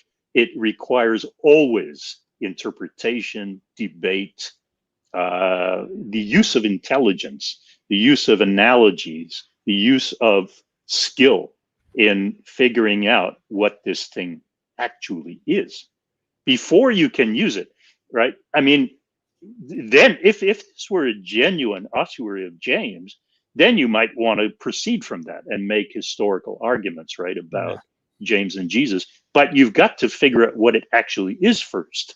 Is it a forgery? Is it a real ossuary of a James, brother of a Jesus? If it's not even that, then you might as well forget about it. So that's my point, is that you need to interpret, understand what you've got before you can set about reconstructing the past from it, right? So in our next, I think we've agreed, Derek, that I'll come back in another session at some point and talk about examples of actual reconstruction. But today we're just talking about the problem in the historian's workshop. You know, you spend much of your time just trying to debate the meaning of the evidence before you even get to the event, you know, the reconstructing events behind the survivals. You need to figure out what they are. So another example of that here is Masada. So here's a nice, from Todd Bolin, aerial shot of Masada with the ramp. There's a huge amount we could discuss about Masada. What kind of site it was? What's it for? Was it a place to fight the Romans from? I have argued not. So in terms of reconstructing who lived there and what for and what they did, it's a really, really fascinating subject. All I want to do here today is focus on one tiny, tiny, tiny little aspect of it, which is the date of Masada's capture by the Romans, because it has to do with reading inscriptions. And it nicely illustrates the point that inscriptions don't speak for themselves. So when did it fall? Well, Josephus, who's our only source for the fall of Masada, doesn't tell us. He gives us the only description of it. But what he says is that it actually fell on the 15th of Santicus, which is that's a Macedonian month name that he uses for the Hebrew month of Nisan, because he's writing for non-Jews. So he uses a Greek name, but it's the month in question is Nisan. Well, that's Passover. That's the first day of Passover. He doesn't make a big deal of it. Anyway, he doesn't say what year it was. He doesn't tell you who the consuls were. He doesn't say X year of Vespasian's rule, anything like that. So we don't know what year it was, just that it happened in the spring, according to him, which makes sense. So scholars have always assumed that it was the year 73 because of what comes before in Josephus, which happens in 71 and 72, and what comes after, which is mainly 75. They said, well, obviously it's the easiest explanation is it's year 73. So if you study this subject in university, as I did, you simply learned it as a fact that the Jewish war went from 66 to 73, and that Masada fell in 73, and that was the last kind of major act of the war. So a lot of textbooks and other books will just say 73. That's the reason. However, there were 2 inscriptions in Italy, nowhere near Masada, right? In Italy, in a town called Urbisalia today, which is the ancient town, is the modern place where the ancient town of Urbisalia was. And that was a place where the guy who besieged Masada was from. So this was Flavius Silva, and the general Flavius Silva, the guy who besieged and took Masada. He was from a town in Italy called Urbisalia. And the good people of Urbisalia made inscriptions to honor their local hero, not for Masada. They didn't even mention anything about Masada, but for all the great offices he had held as a Roman, citizen of high rank. Well, this expert in epigraphy, German expert from Cologne, named Werner Eck, got hold of these inscriptions, which had been known since the 1950s, but just sort of sat there as kind of, ho-hum. They described the career of Flavius Silva. And then he began to study them and think about them and say, wait a minute, there's something interesting here. So here's one of the part of one of the inscriptions. L. Flavius Silvanonius Bassus, that's his name, from the tribe of Valina. And then what the inscription does is it gives in reverse order his highest level of achievement, and then goes backwards from there to the beginning of his career. Right? Start with the good stuff. So he was consul. Consul is, in Roman terms, the highest. If you're not emperor, part of the imperial family, consul is the highest level you can reach. So he was consul, and we happen to know that was in 81 because we have lists of consuls in Rome recorded at the time. And then pontifex, that's a priest of one of the major state college of priests, the pontifices. So he was a member of that. The emperor was always the top guy of that little group called the Pontifex Maximus, the big G's of the pontiffs. But he was a pontifex, so that's really special. So he was consul in 81, working backwards. Before that, he was pontifex. Before that, he was legatus Augusti pro praetore in the province of Judea. That means he was the governor of the province, the emperor's governor of the province of Judea. Okay, so that's when he took Masada, right? When was that? Well, before that, he was elected or chosen, appointed among the patricians. He was given patrician rank by the divine Vespasian and the divine Titus. Now, they're called divine because both of them are dead by now, right? When this is written, that means they've gone to join the gods. So they're now divine. But this happened while they held the office of censor. Now, Eck said, wait a minute, we know that they were censors, that Vespasian revived this old Republican office of censor in the year 73. So if this guy was appointed among the patricians and appointed by the same two guys among the praetors when they were, so he was given the rank of praetor while they were censors, that happened in 73. Well, then he couldn't have been yet, because that came before he was governor of Judea, right? So if that only happened in 73, he couldn't have been governor of Judea in 73, and therefore Masada didn't fall in 73. He wasn't in Judea yet.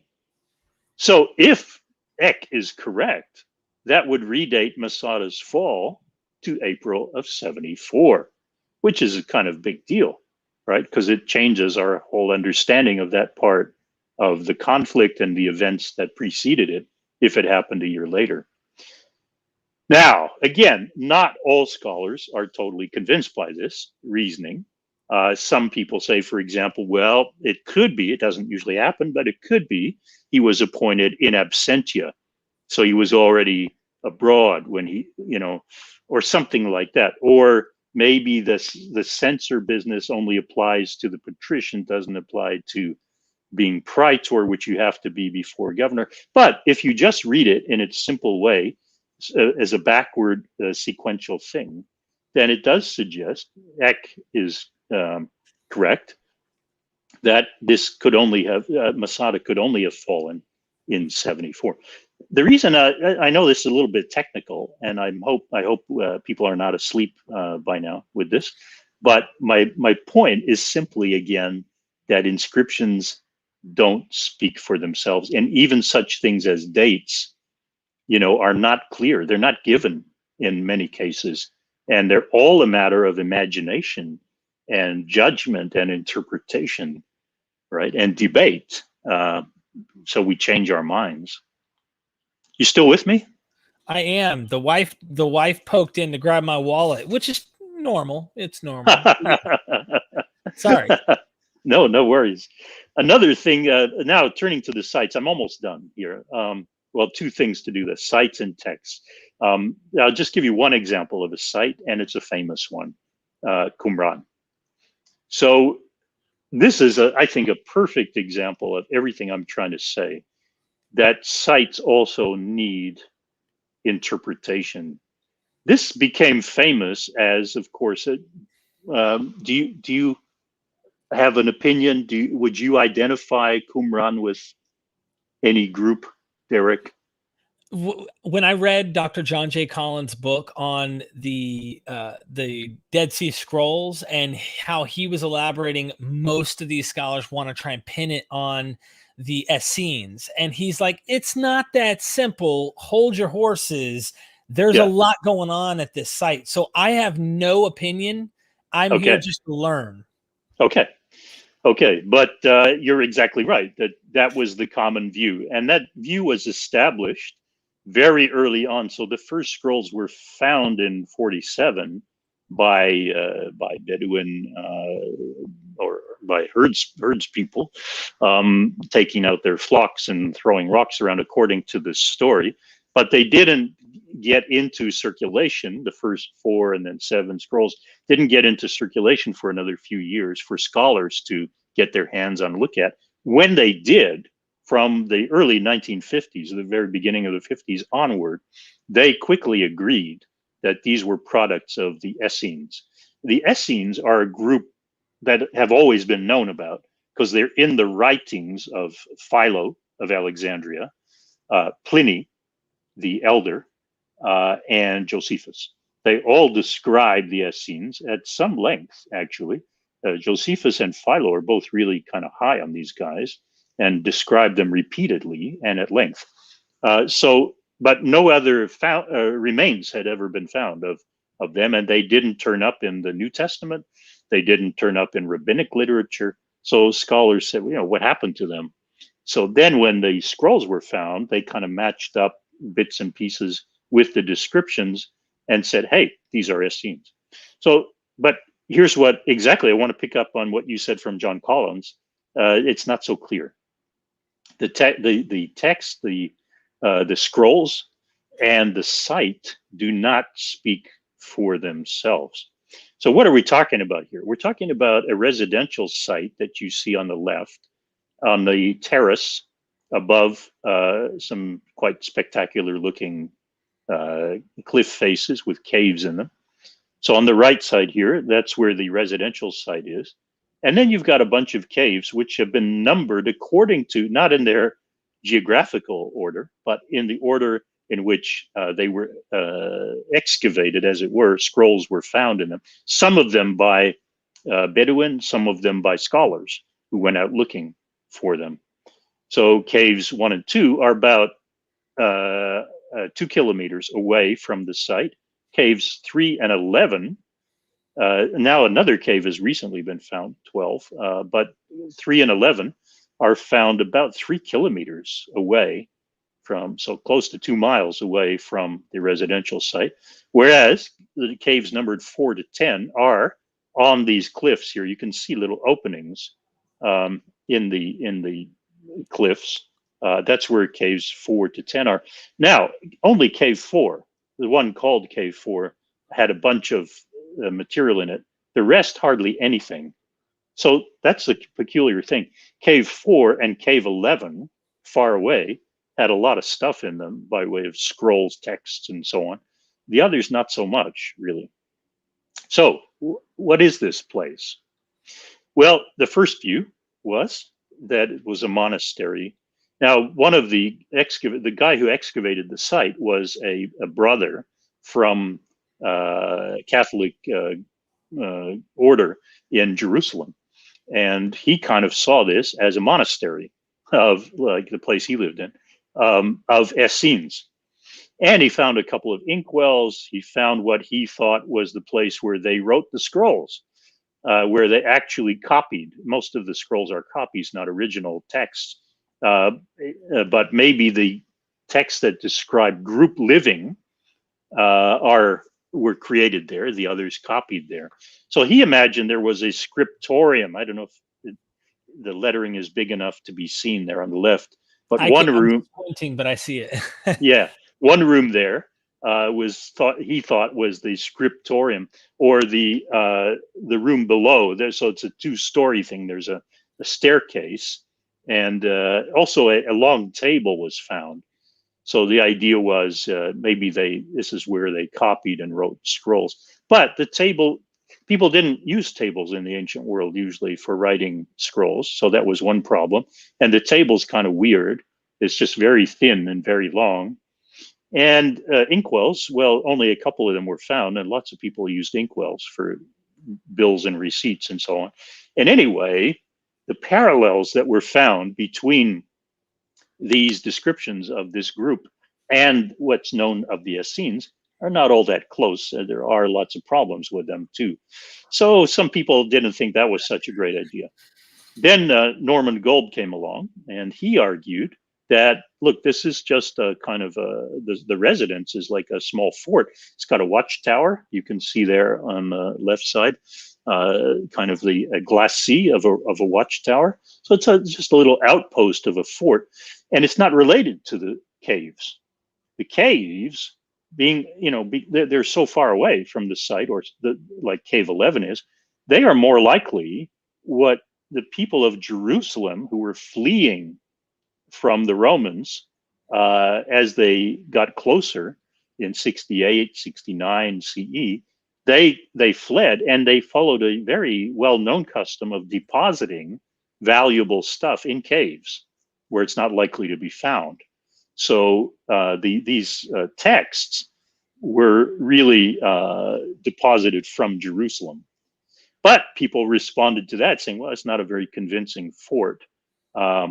And there are continuities among these sectarian texts, and there seem to be shared scribal hands.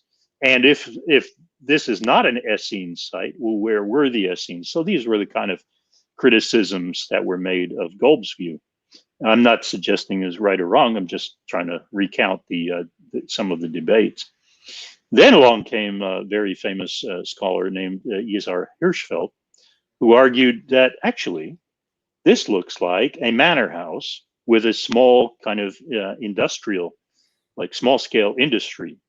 And it's like, if you compare it, it looks like other manor houses around the area. They often have a watchtower because for security in the area from bandits and so on, you need to have a watchtower and a kind of small scale industrial base. Maybe for processing bitumen from the Dead Sea right next door, or date palms that grow in the area, or balsam in Jericho. And this was Hirschfeld's reconstruction with the tops, the upstairs and the roofs of what the site would have looked like. But then a bunch of other scholars said, yeah, well, those aren't really close parallels. Look at the size is different. Look at all the water installations. So this must be like a purity group, because there's all kinds of pools, which they took to be ritual baths. And Hirschfeld doesn't really take account of that. And anyway, where again are the Essenes if they're not here?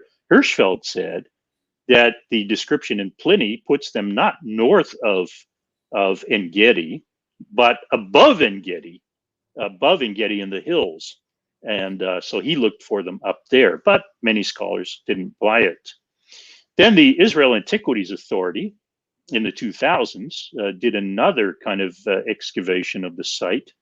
And its leading scholars said, you know what, this actually looks like a pottery production facility, because if you look back at the old photographs of what was found there, there's a huge amount of pottery, like tons and tons, way more than could ever be used for just a group of people living there, just stacks and stacks of this stuff.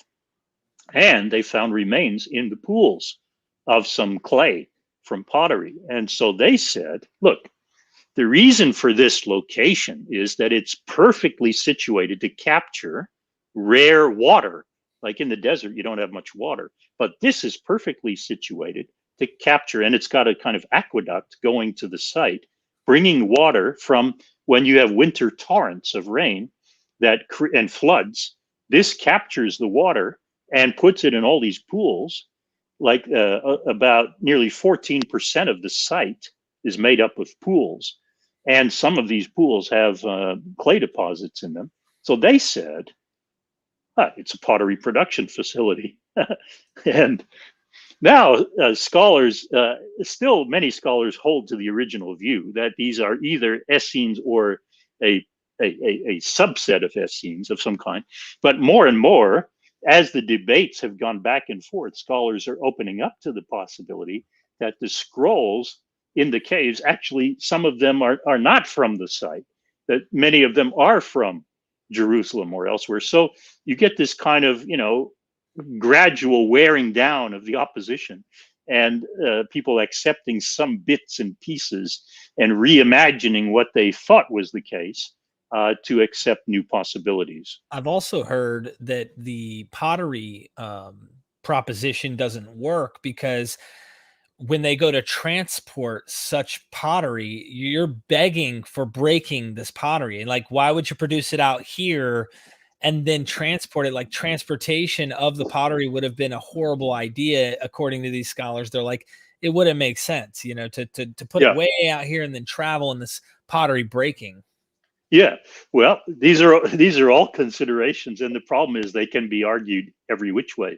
Right. The site is not that far from Jericho, right? So a number of scholars, both with the manor house, small scale bitumen or whatever balsam production, that kind of links it with Jericho, right? It says it's really kind of in the network of Jericho.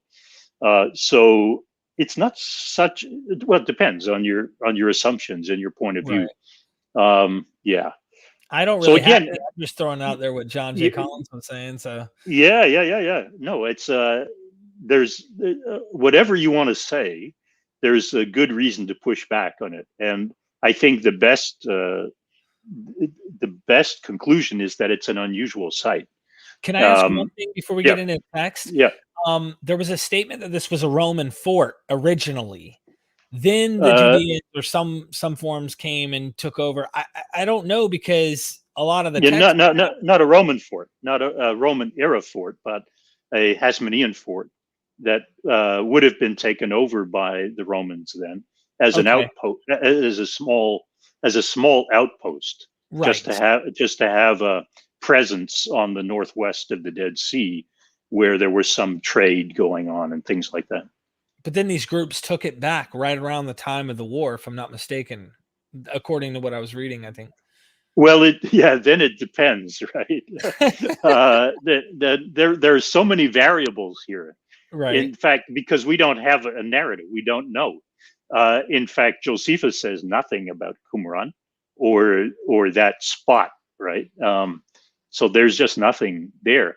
Even the idea that it was destroyed in 68 is largely based on Josephus' narrative about where Vespasian was. Vespasian made a trip to the Dead Sea in 68.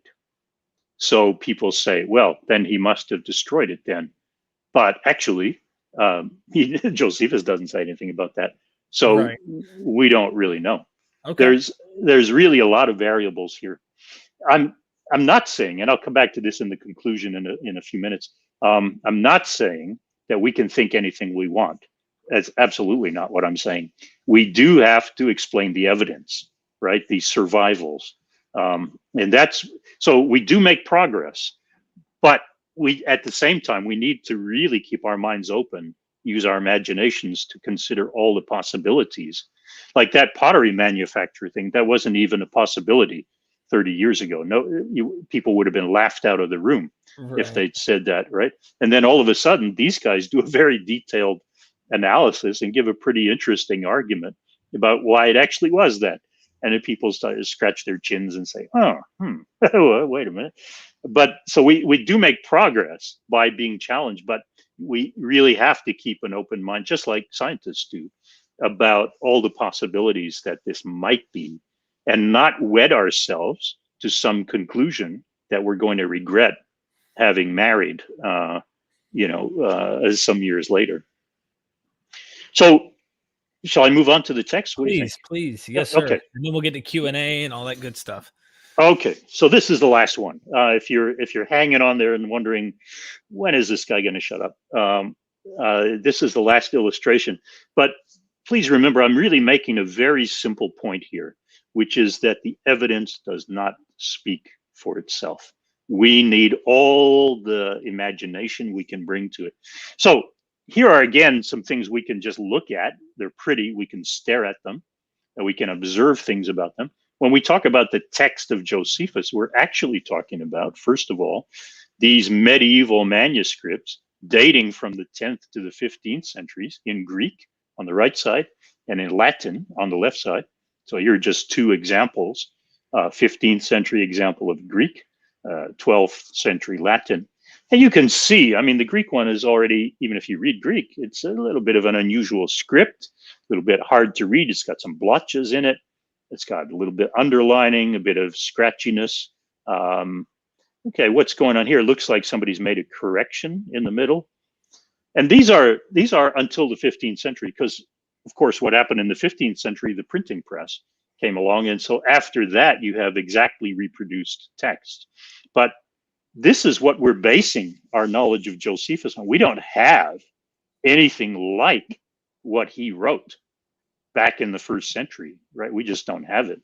We have copies of copies of copies of copies of copies that begin from the 10th century. So like 900 years after he was writing, that's when our earliest manuscripts come. Now, if you're in my position and you're supposed to know something about Josephus, people think you do.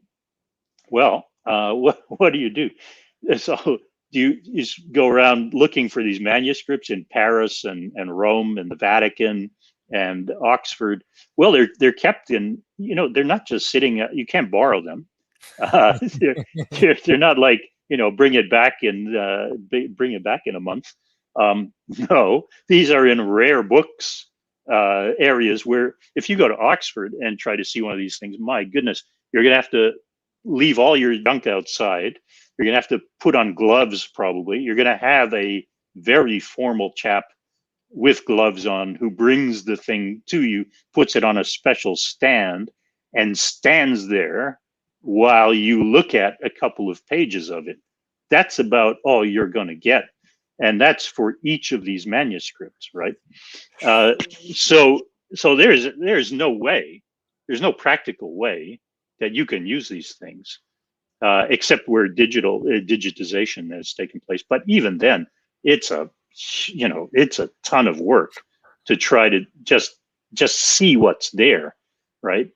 So back in the 19th century, these crazy Germans I was telling you about, and I say that with all affection, they went around scouting all these things. And, this is a time before good cameras even, let alone digitization, computer, like way, way, way before all that. These guys went around, and in particular, this chap we mentioned last time, Benedictus Niese, just a brilliant, energetic classicist. He gathered images of all of these main manuscripts of Josephus and collated them. That is to say, compared them, put them together, and actually read them line by line and compared and put into readable Greek text script what he found there. So here's the critical edition of Niese, the so-called Editio Maior, the major edition. So here's what's in this text. It's a multi-volume work. This is the war, as you can see on the top right, De Bello Judaico, 449 and following. So it begins 450. What's on this page? This is an indispensable tool for scholars who want to do serious work with Josephus. Now, it's also true that many scholars are not specialists in the text; they're specialists in these other auxiliary disciplines like archaeology and coins, numismatics and inscriptions. So they don't have the time capacity to spend doing all this stuff. So they may often read the text in translation. But so part of my job, I work in these texts, is to make the text useful for them, just in the same way that they, if they work in coins, make them useful for me by producing, catalogs of all the coins with interpretations attached. or they produce books of inscriptions with interpretations attached to them, which I may not accept in the end, but they're a good starting point. Same thing with archaeological reports. Archaeologists have to produce, final reports with their interpretations and records of what they found. Well, we're doing the same thing here with texts. So here's the text we work with, which is what Nisa produced in the 1880s and 90s, published them. So here's his proposed text. And on each page, he tells you the manuscripts. Now, there are dozens of manuscripts, all possible manuscripts, but he selected A, those he could get access to, and B, those of the ones he got access to, the ones that looked most promising. So he narrowed it down to, 7 or 8 main manuscripts. On each page, he reminds you of what he's written in his introduction, what each of these things are. So manuscript PAMLVRC, the Latin translation of Josephus, and a text called Pseudo-history from the 4th century. So he's saying these are the texts I'm working with, the manuscripts I'm working with. I've given you what I think is the best reading above here, but now I'm going to tell you what all the major variants are, right? So that's why the bottom part is so full, because let's take an example. So here I'm reading along. This is actually a bit I was just working with last week. That's why you're inside my workshop very much here right now. Nice. So here I'm translating this, and I'm writing a commentary on it in order to make it useful for all my fellow historians, right? So what I see there is tes Idumias, right? Idumias, right? And then a site called Bitabrin, and then a site called Kafar Toban in the accusative. So, okay. This one I've underlined here, Kafar. Now, this is in Greek, but if you know some Hebrew, Aramaic, Arabic even, you recognize that actually it's not a Greek word, but the kafar bit at the beginning is not unusual. It means a village or a town, small town, a village. Kafar, so Kafar Tova, that Tov is good. That could be the name of the place, Kafar Tov. Tova, or that something like that. That'd be like a village called nice or good, something like that. Good place. Not there are like springs that have a name like that. Ein Tov. So it could be. Anyway, down in the apparatus here, then it gets interesting because you see where he discusses it, where the second underline is there, and he's saying, okay, where do I get that from? Well, that's in the version called the Editio Princeps, the Ed Pir part there. But now I'm going to tell you what all that's from the 16th century, the printed edition. But now I'm going to tell you what all the manuscripts say. And what you notice there is that the Greek scribes didn't know what to make. This just sounded weird to them. They didn't know Hebrew. So they switched it to kata at the beginning. Not kafar, but kata is a Greek preposition. And they stuck in many of these manuscripts. If you read along that line, even if you're not reading Greek, you might see it begins with a K-A-T and then an A, kata, right? They've stuck in kata along the bottom there. And then, however, manuscript L, the manuscript letter always follows the reading. So manuscript L just dropped. It had another idea. Its scribe had another idea, and he couldn't figure it out either. He dropped the Ka at the beginning and just start from the ph, right? The phi. And then there's Latin, right? And then you can see that the Latin translator saw kafar. That's what he transliterated into Latin. So that gives you kind of reassurance that in spite of the fact that most of the Greek manuscripts went to kata because that's what the Greek, scribe thought should be there, actually kafar is the better reading. And so then you begin to think, now where the heck is that? where's Kafar Tova? Well, I don't know. So then on the right side here is an interesting one. He's been talking about what happened. He says there's a place called Sodom. I remember when the Iraq War broke out, and or the first Gulf War. President Bush Sr.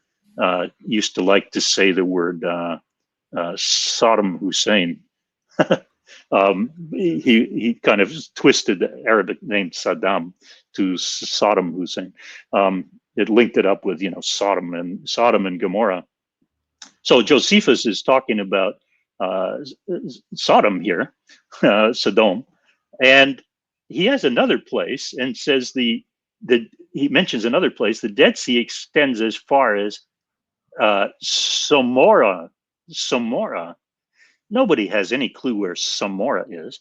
But if you look down at the apparatus at the bottom, and you see Nisa tells you there's little variation in the manuscript. So VR have it this way, C has it this way. Some of them stick in an extra R. The Latin puts a B in there. There's often an MB transition between the different pronunciations. But then he points out that this scholar named Kokaios proposed that actually, what if it was Gomorrah? Not Samora, but Gomorrah. That's very interesting, because if you look at the way they shape the S, it's not like our common sigma in mathematics. It's more like a big C. And then you look at the way the capital G was written, a gamma, then it looks actually could be similar. And a scribe might have made a mistake and copied a G into an S, sigma. So we end up with Samora in these 10th century and later manuscripts, whereas Josephus may have written Gomorrah. But this is my point is, this is what's called a conjectural emendation. That is to say, it's just some scholar being a smartass, right? And a wise guy and saying, well, come on, let's be reasonable here. There's Samora doesn't make any sense. Nobody has any idea what it means. But what goes with Sodom? Gomorrah, for God's sake. So it's got to be Gomorrah. But another scholar named Weber, being a disputatious type, said, no. What about Zoar? Because there's another site that we know south of the Dead Sea called Zoar. So maybe it should be that. So the point is, the texts don't speak for themselves. Now, here's what I'm at. This is my Word file from what I'm actually doing about 2 weeks ago, 10 days ago. And what I'm doing with a passage just before the one we were just looking at. So first of all, above at the top is my translation. So I'm making a new translation. I'm trying to be very literal, represent how the Greek is structured. So first of all, what I have to do is choose which manuscript reading I'm going to go with. Am I going to follow Nisa, or am I going to follow one of the options that he gives in the below part, right? So I have to choose that. Second, I want to stay as close to the Greek as possible so that my reader, scholarly reader of this commentary series, will see how the Greek is going. Of course, they'll check the Greek for themselves, but I want to give them as much of a clue as possible, and for the reader who's not reading Greek, to give a sense of what the Greek is really like.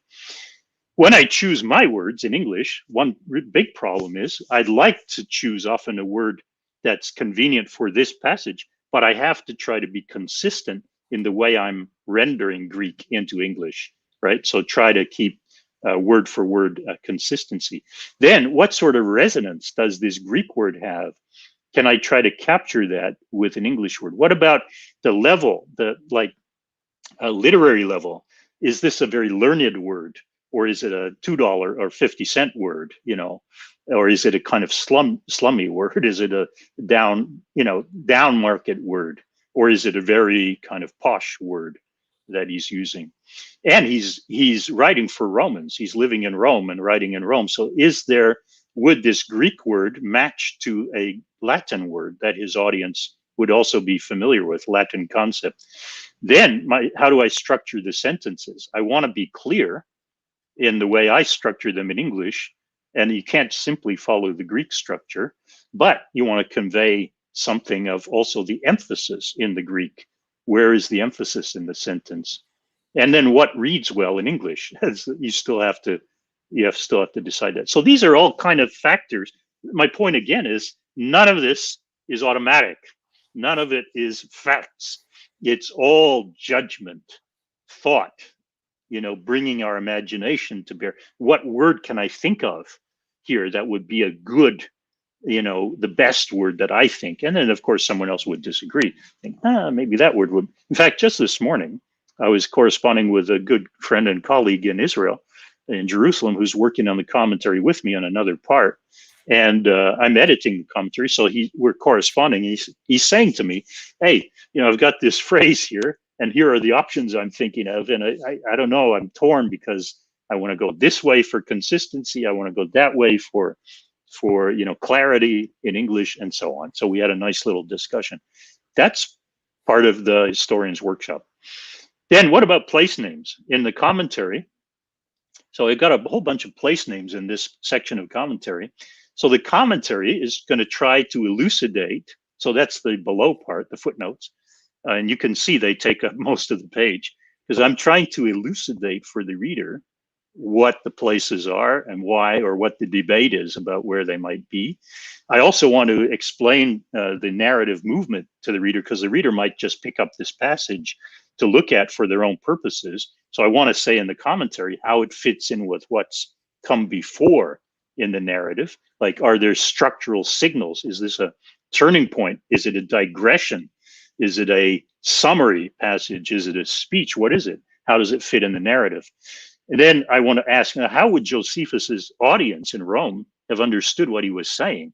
Or would they have understood it? Or did they care? Or are they just nice words that he's saying? Or is it serving to prove his authority to them? Are these places that they would know? Probably not in most cases, although some of them, yeah, they might have heard of. So like, for example, the asphaltic lake, the Dead Sea, people had heard of in Rome because it was a famous place. So is it a place they're familiar with or not? Or do you have to come up with some other reason why Josephus mentioned it? What about the people he mentions? Do they appear elsewhere in the narrative? Then I want to link up for the reader. Say, okay, he mentions this guy Placidas here, this general Placidas on the bottom line on the left of the translation. Placidas charged against the small towns. Yeah, he's mentioned him quite a bit, actually, in the earlier narrative. So I want to refer the reader to where they can find out more about Placidas. What about his numbers? He gives a bunch of numbers. Are they plausible? Yeah, usually not. Usually you can divide them by 10 or sometimes 100, and you get to a plausible number. But we need to discuss that. Why? And what about the words he uses? Again, are they peculiar words? Are they common words? Are they thematic words and phrases that recur often in his work? And then finally, what's his attitude here? Is he just being straight up, or is he being sarcastic, ironic, stuff like that? What about parallels with other texts that talk about the same material? That's what goes into the commentary. So very quickly here, a few examples of what I was just saying. So the share of those destroyed by Placidas in combat from across the Jordan River was 15,000 dead. And then the number of the captured was about 2,200. Really? That's a large number of people, since a town would typically have only 700 or 800 or 1,000 people in it. Where did all these people come from? This phrase was certainly no less. The blow that struck the Judeans was no less, and seemed even more than it was because of the impact. Well, to say that's a phrase in Josephus. That's a common kind of phrase. When he says the entire countryside, where is he talking about? He says that the Jordan River was rendered now crossable. It hadn't been, you couldn't cross it before, but the number of corpses actually was such that it filled up the whole river and made it possible to cross over on the corpses. So, comment on that. Is that plausible? And then he says the bodies also filled the Dead Sea. Okay. We have to pause here and think about this for a minute. And then why does he call it the asphaltic lake? That's not usual for him. He usually calls it asphaltitis, Dead Sea bitumen lake. That's how it was commonly called in the ancient world. So I have a discussion there, you see in the footnotes, that is the Dead Sea. Here's the Hebrew term for it, which means salt sea, and then discuss, his other uses of the term. Then this phrase, enjoying steady fortune, Placitas charged. Why does he say that? So I have a footnote on this. Well, that's a really odd phrase, but Josephus uses it 6 times in war, even though it's not found in any other ancient writer before him, and he doesn't use it again in Antiquities. So what does he mean by it? Steady fortune, or right, kind of secure right-handed fortune. It's an odd phrase. And I give the Greek and say, well, what it might mean is that fortune is very slippery in Josephus. Fortune comes and goes, changes sides. So Placitas was excited because his fortune was holding out, right? He had a steady fortune and he was taking advantage of it. Then 3 sites listed in quick succession: Avila, Iulias, and Besimo. Well, paragraph on each one, or 2 paragraphs, because there are lots of places named, or several places named Avila, and at least 2 named Iulias. So then I have to have a discussion of how do we know where this place is and what different scholars have thought about where it's located. So that's the kind of stuff that goes into the commentary. On this issue of place names, by the way, this is, again, really important to stress. If you pick up a very nice map of the ancient world, like the one on the left here, the Tabula Imperii Romani, this is the Sea of Galilee in the Roman times, right, with the Roman roads put in and so on, from the Israel survey. It's a fantastic map, fantastic. But it puts in these places where we now think they were. So Gamla over there, Tarichea, or at the site of Magdala, Senabris down in the south, and Bethsaida, Iulias in the north of the Sea of Galilee. Well, that's where we think they are now, where most people think they are now. But if you look at Google Earth here, you see that Gamla, for the longest time, until the 1970s, was thought to be either over there in what is now Syria, because there happens to be a place in Arabic called Jamla, which is exactly the same word. It's camel. Camel, our English word camel, comes from these Semitic languages. It means a camel, shaped like a camel. So there's a place in Syria, in western Syria, called Jamla, which was generally thought to be Gamla. But then another scholar, a French scholar, came along and excavated the site we now call Hippos, or Susita, and he was sure that it was Gamla. When he excavated it, he thought he was excavating Gamla, this very important site. Why? Because he said, well, obviously, look at it. It's a gigantic hump sticking up in the air. So, of course, that must be Gamla. And Josephus says you can see Tiberias from there. Well, it's on the east side of the lake, and you can see Tiberias across on the west side. So there you go. Or Tarichea, pardon me, it's Tarichea, he says you can see. But still, you can see Tarichea across the lake.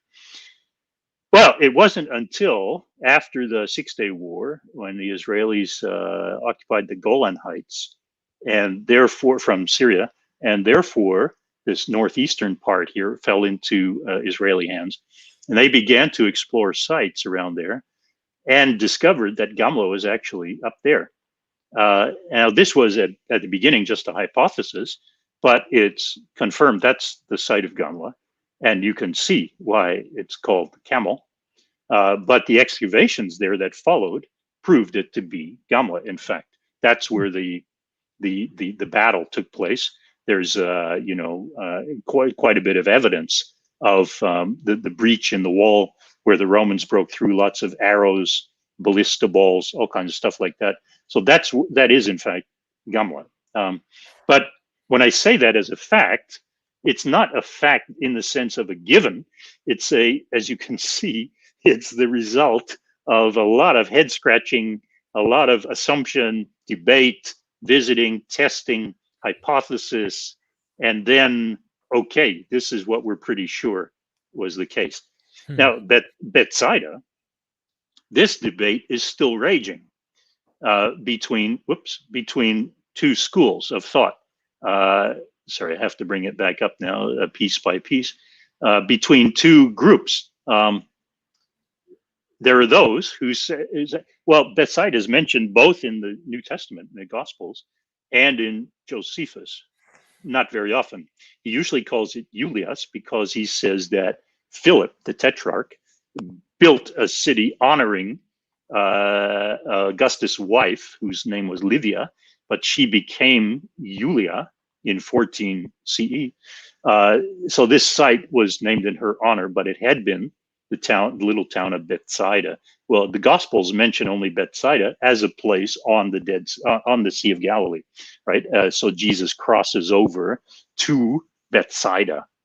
So that's where Bethsaida was thought to be. But then other scholars came along and said, wait a minute, there's a place just 3 kilometers northeast of that really looks like it could be Julias, because Julias should be a significant town. And it's got much more stuff there, much more remains, many more remains and infrastructure. That looks like it must be it. And in fact, if you look on a map of Israel, now the Israelis call the site Bethsaida. It's the tel is called Et Tel, and many archaeologists think it must be there. Some of them argue that the lake actually was bigger in the 1st century and extended all the way up there. But then others counter with great vehemence, saying, no, it can't be, because there are 1st century finds from, not very many, but some finds from this area right on the lakeside today.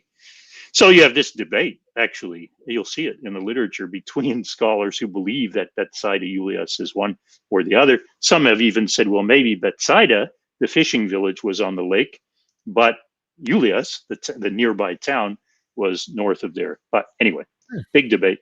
Then Tarichaea is an extremely important site in Josephus. Used to be thought to be down here on the south end, and that's because Pliny says simply that Tarichaea is at the south end of the lake. But then most scholars came to see that it actually, or to think that it actually wasn't. It had to be the very famous and old site of Magdala, where Mary Magdalene is from, or Migdal in Hebrew. Oh, I'm sorry, I did it again. I can't believe it. I cannot believe I just did that. It's okay. It doesn't take no time. So now most people, almost everybody, thinks that's where it is, actually, except that a very bright scholar, eminent and very diligent scholar, published an article just a few years ago claiming, actually, no, it's in the south. It's where Pliny said it was. Now, not very many people have bought his argument, and I've written in challenge of it, arguing for the site, north of Tiberias. But I did that in order to show that it's not settled. We are refining our views by debate, by hypothesis, by imagination, by discussion, not because we know the facts of history, right? And so all of this is what that commentary series is about. So interpreting the text. So here's what a published volume of the commentary looks like. It is a small bit of translation at the top, and using double column to try to fit in the commentary. It's a detailed discussions of what this text might actually mean. Because if you just pick up the text, you need to remember, and your viewers need to remember, that if you grab a text, especially the one that's freely available on the web, that's the 1737 translation by William Whiston, who was a Cambridge professor of mathematics and astronomy, the Lucasian chair. And in his spare time, once he quit being an academic, he translated all of Josephus from Greek. by himself, this mathematician. So like those were different times, right? And it's a terrific translation for 1737. And given what he wanted to do, but the language has changed a lot. He was using manuscripts that we don't prefer anymore. And so the point is, people just grab, it's an instinct, right? You just want to read Josephus and say, okay, that's what he says. I know what he says. That's what happened. But it's really way, way, way, way more complicated than that. And I've tried to give you a little sense of what it's like in my workshop. Now, that's just the little bit of the world I'm working on. Here on the top left, you see scholars have done the same for a wide range of ancient texts. Some of your viewers will recognize this is the Loeb Classical Library. So the red ones are Latin texts, the green ones are Greek texts. And here you have, with a little bit of commentary, not very much, usually, in each volume, new translations to make them available. But in a scholar's library, like these are just a few examples from my library, you either have to have this stuff or you have to borrow it or get it in some form. So books of coins. So here you have Roman provincial coins, right? The multi-volume set. And then Greek coins, ancient Jewish coins. And these are all catalogs. Then the coins of the Decapolis and the coins of the province of Arabia, just whole books devoted to them. Coinage in Roman Syria, Roman imperial coinage. Then papyri, that is papyrus, fragments and texts. And you have 3 volumes of Jewish papyri, the Corpus Papyrorum Judaicarum. You have many volumes of Latin and Greek papyri. Then inscriptions. And here are the first volumes, the 2 parts of the first volume of the corpus of inscriptions in Judea, Palestine, right? But there are many volumes to come, and they give you the text in the original language, then they translate it, then they offer you a commentary, just like the coin volumes, give you an image of the coin, and then a description, what it says, where we think it's from, and so on. And then you have archaeological reports. On the very left here, you have 3 volumes of the personal names in Greek used in Rome. So here's a whole catalog of all the names, the Greek names that have been found in Roman sources, and someone has been good enough to put them all together with commentary for us.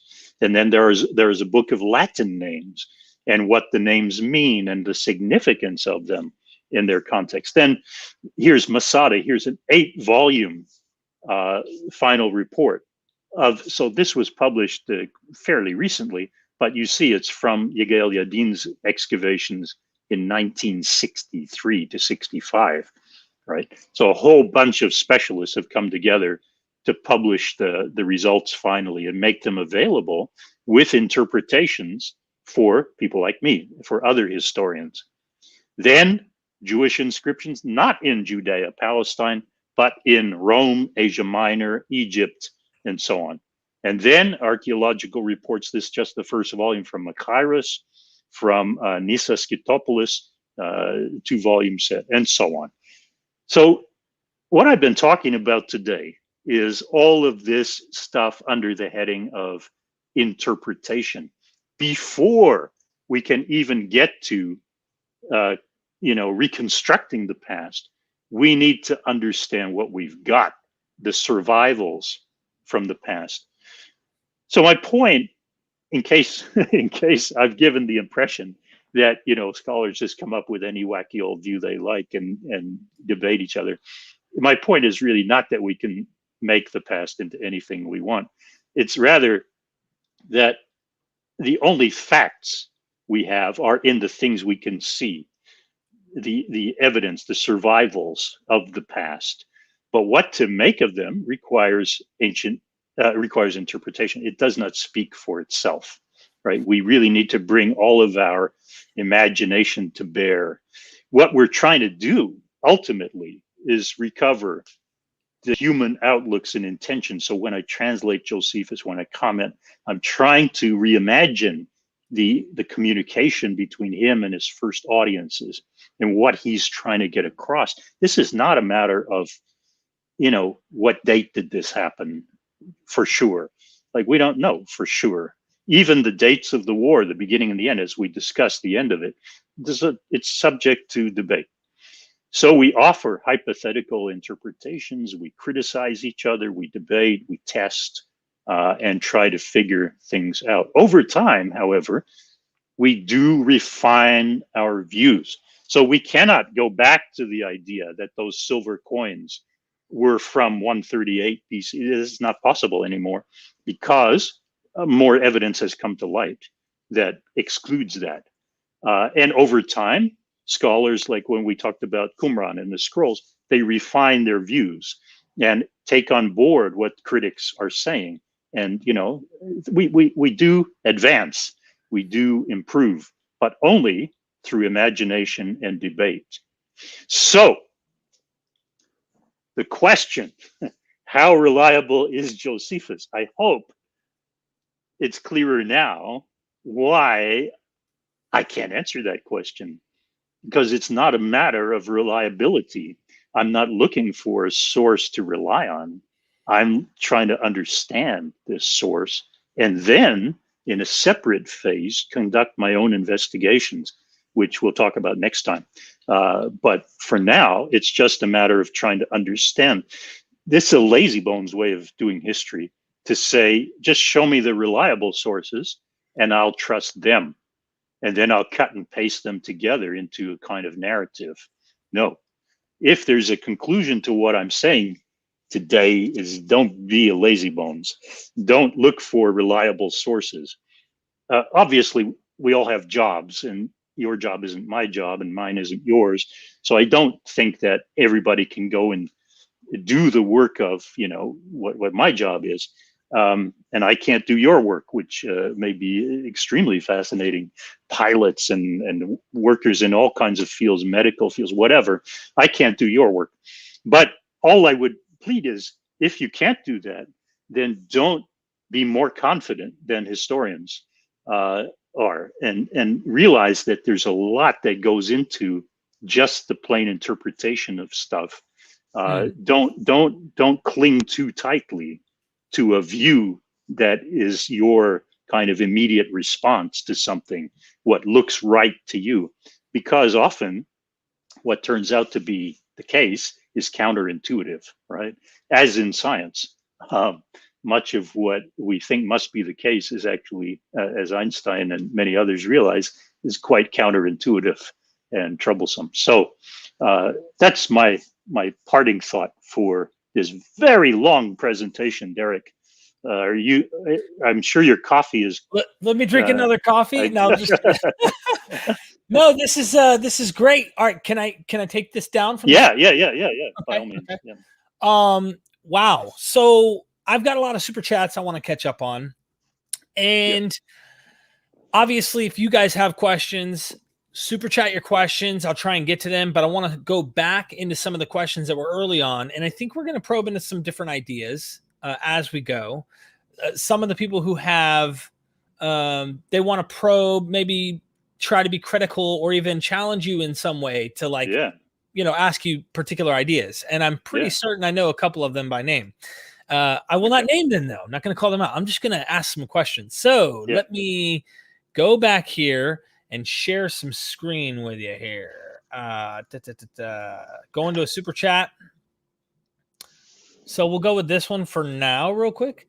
Stephen Sorensen asks, and thank you for that super chat earlier, Stephen, is there a difference between pseudo-history and human error in report?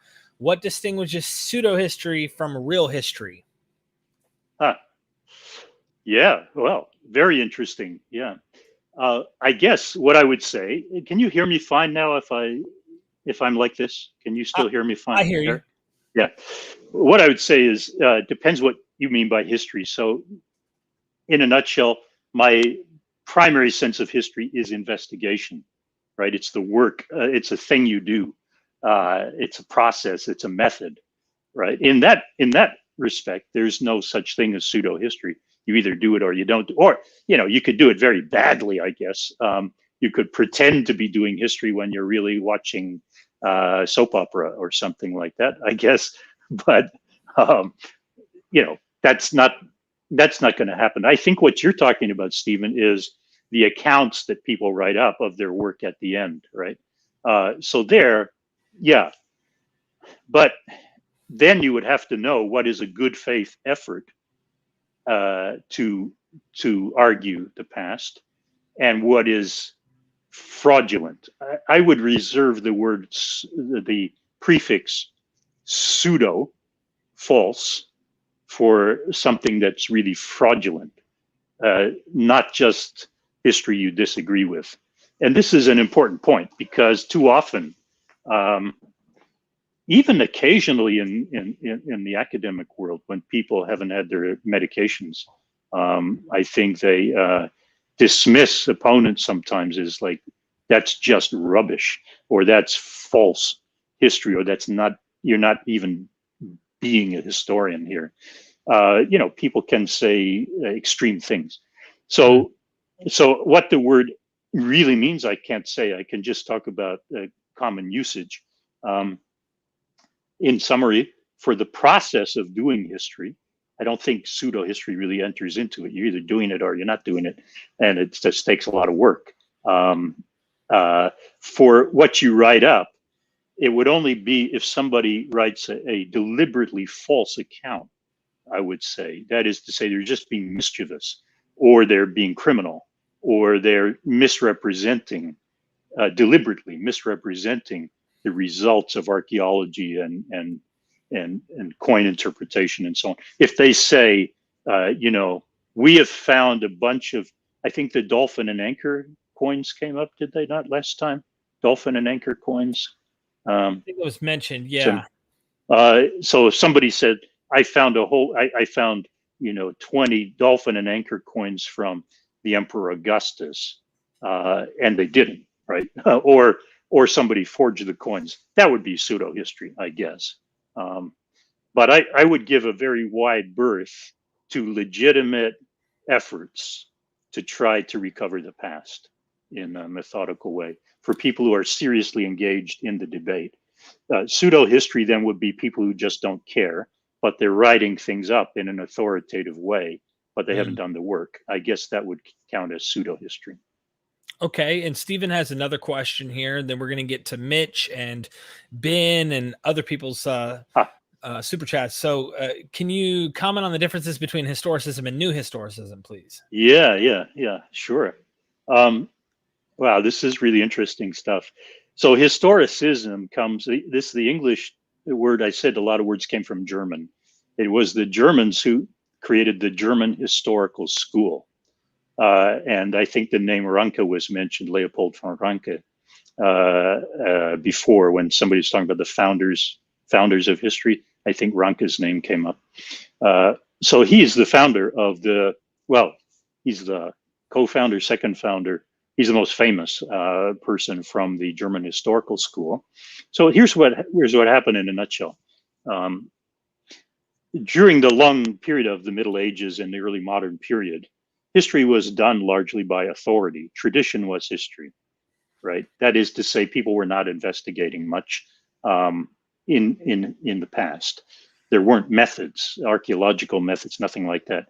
So basically, the story from the Bible and supporting texts were used as a framework for everything else, right? The sinful Greeks, the horrible heathens who persecuted the Christians, and that whole picture was history. It was left at that. So there were stirrings from the 17th, 18th centuries. The Enlightenment thinkers like Voltaire, David Hume wrote very famous history of England. Edward Gibbon, the decline and fall of the Roman Empire, largely kind of anti-Christian takes. So people investigating for themselves the past and doing it in a new way, a critical way. But still, they had their axes to grind, and they tended to write big scale studies. like the decline and fall of the Roman Empire, had a kind of thesis to it about why Rome fell, right? So what you had, however, that changed was with the creation of the research universities. And the first one really was Berlin. University of Berlin, founded in 1810, became a kind of model for the new type of, this is the state of Prussia before Germany was even united, went under French occupation. So Napoleon had invaded Prussia in 1806. And so in 1810, for some time, the Germans had been thinking of establishing a really new kind of university. The old kind, which had been heavily theological, had seen declining numbers dramatically as the new spirit of science and critical thinking took place. The numbers had declined. Numbers of students willing to go to university were dropping off dramatically. Nobody wanted to sit around and listen to, you know, theological stuff being rehashed all the time. So in Prussia, they took the lead of establishing this new type of university, and it would be really deeply embedded with science and scientific method. And so von Humboldt, the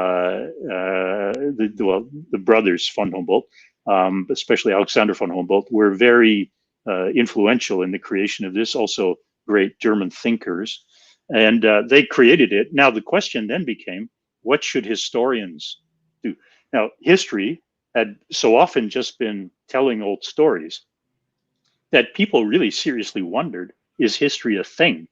Right? Is history actually like a credible discipline? Is it something you can do in a university that can stand alongside, you know, biology and geology and physics and chemistry?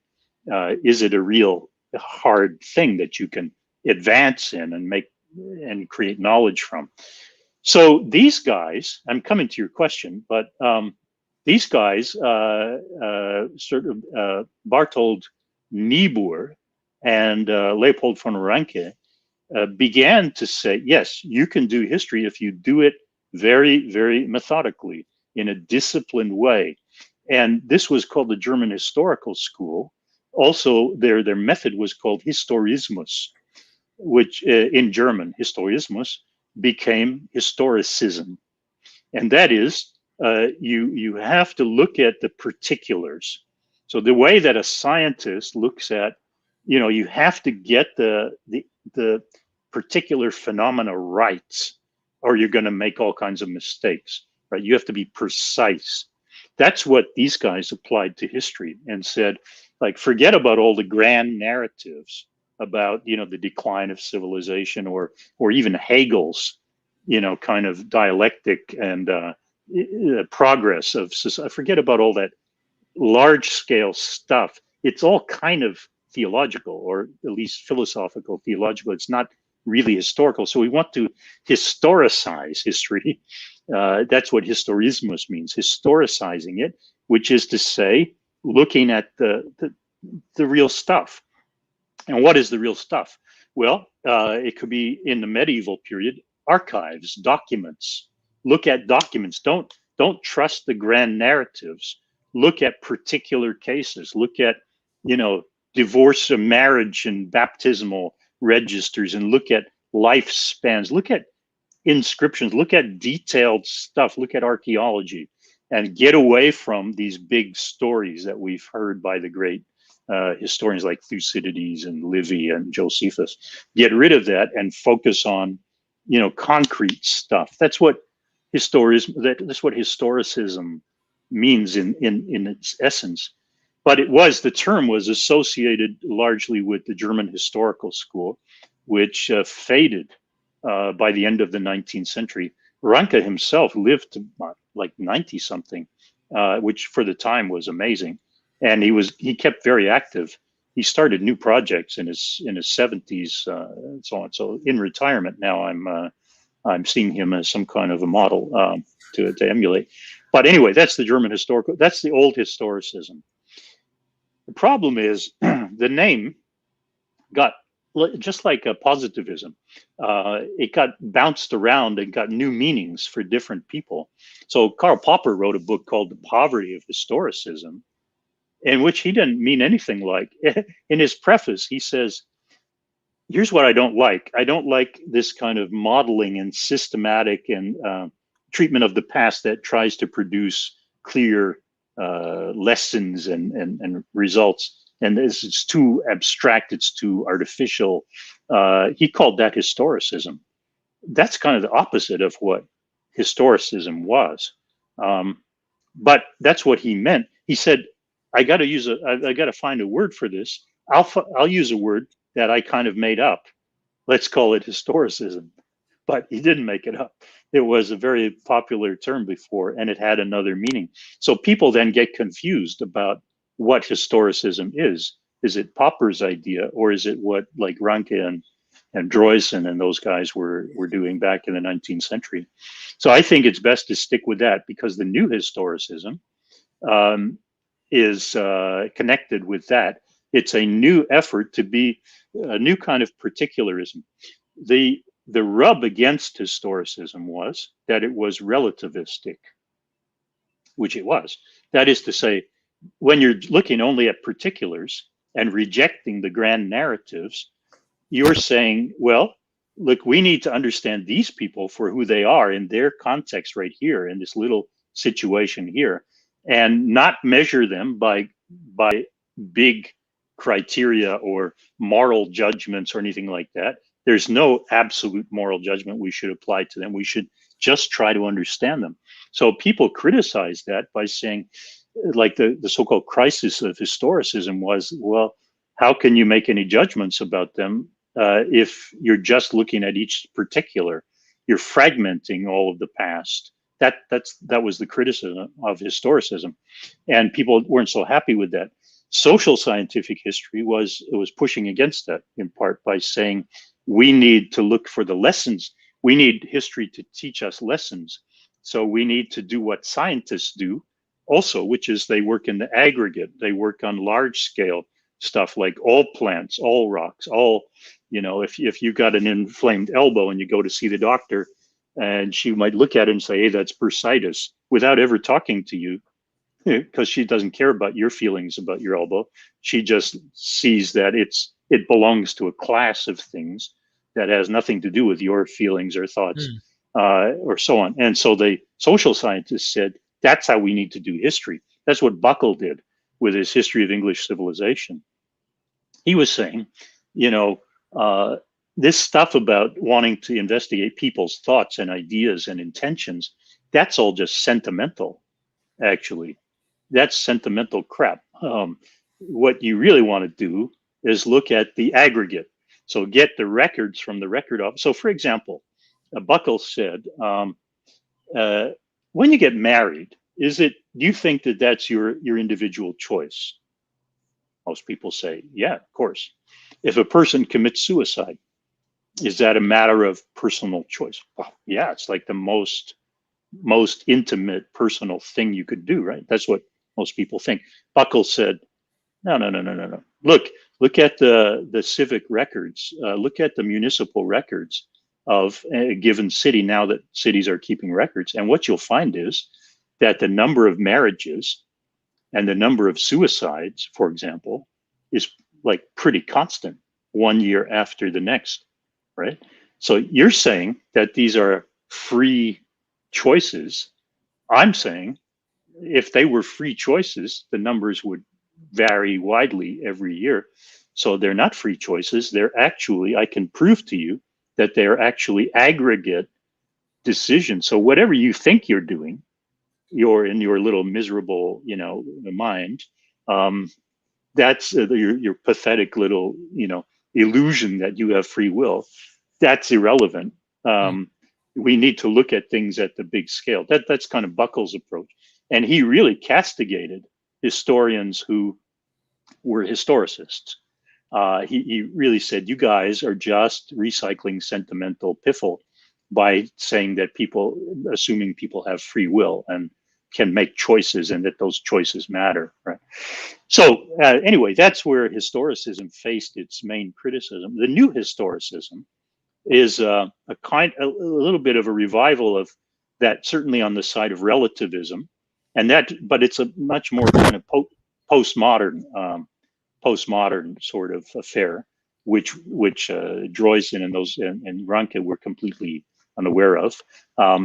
It's a more like new historicism could fit into Michel Foucault's kind of work, which is to say that everybody writes their own story, or Hayden White's kind of approach to history, in which history is a bunch of narratives written by the winners. Indeed, to come back to, I think it was Susan's question at the beginning, do the winners write history? These guys are saying, yeah, absolutely, because they say history is narrative, and a narrative is a construction by somebody, and the way you construct it reflects your ideology, your power, your things like that. That's the new kind of historicism. So yes, very particular, fragmented, nothing real, nothing. There's no there.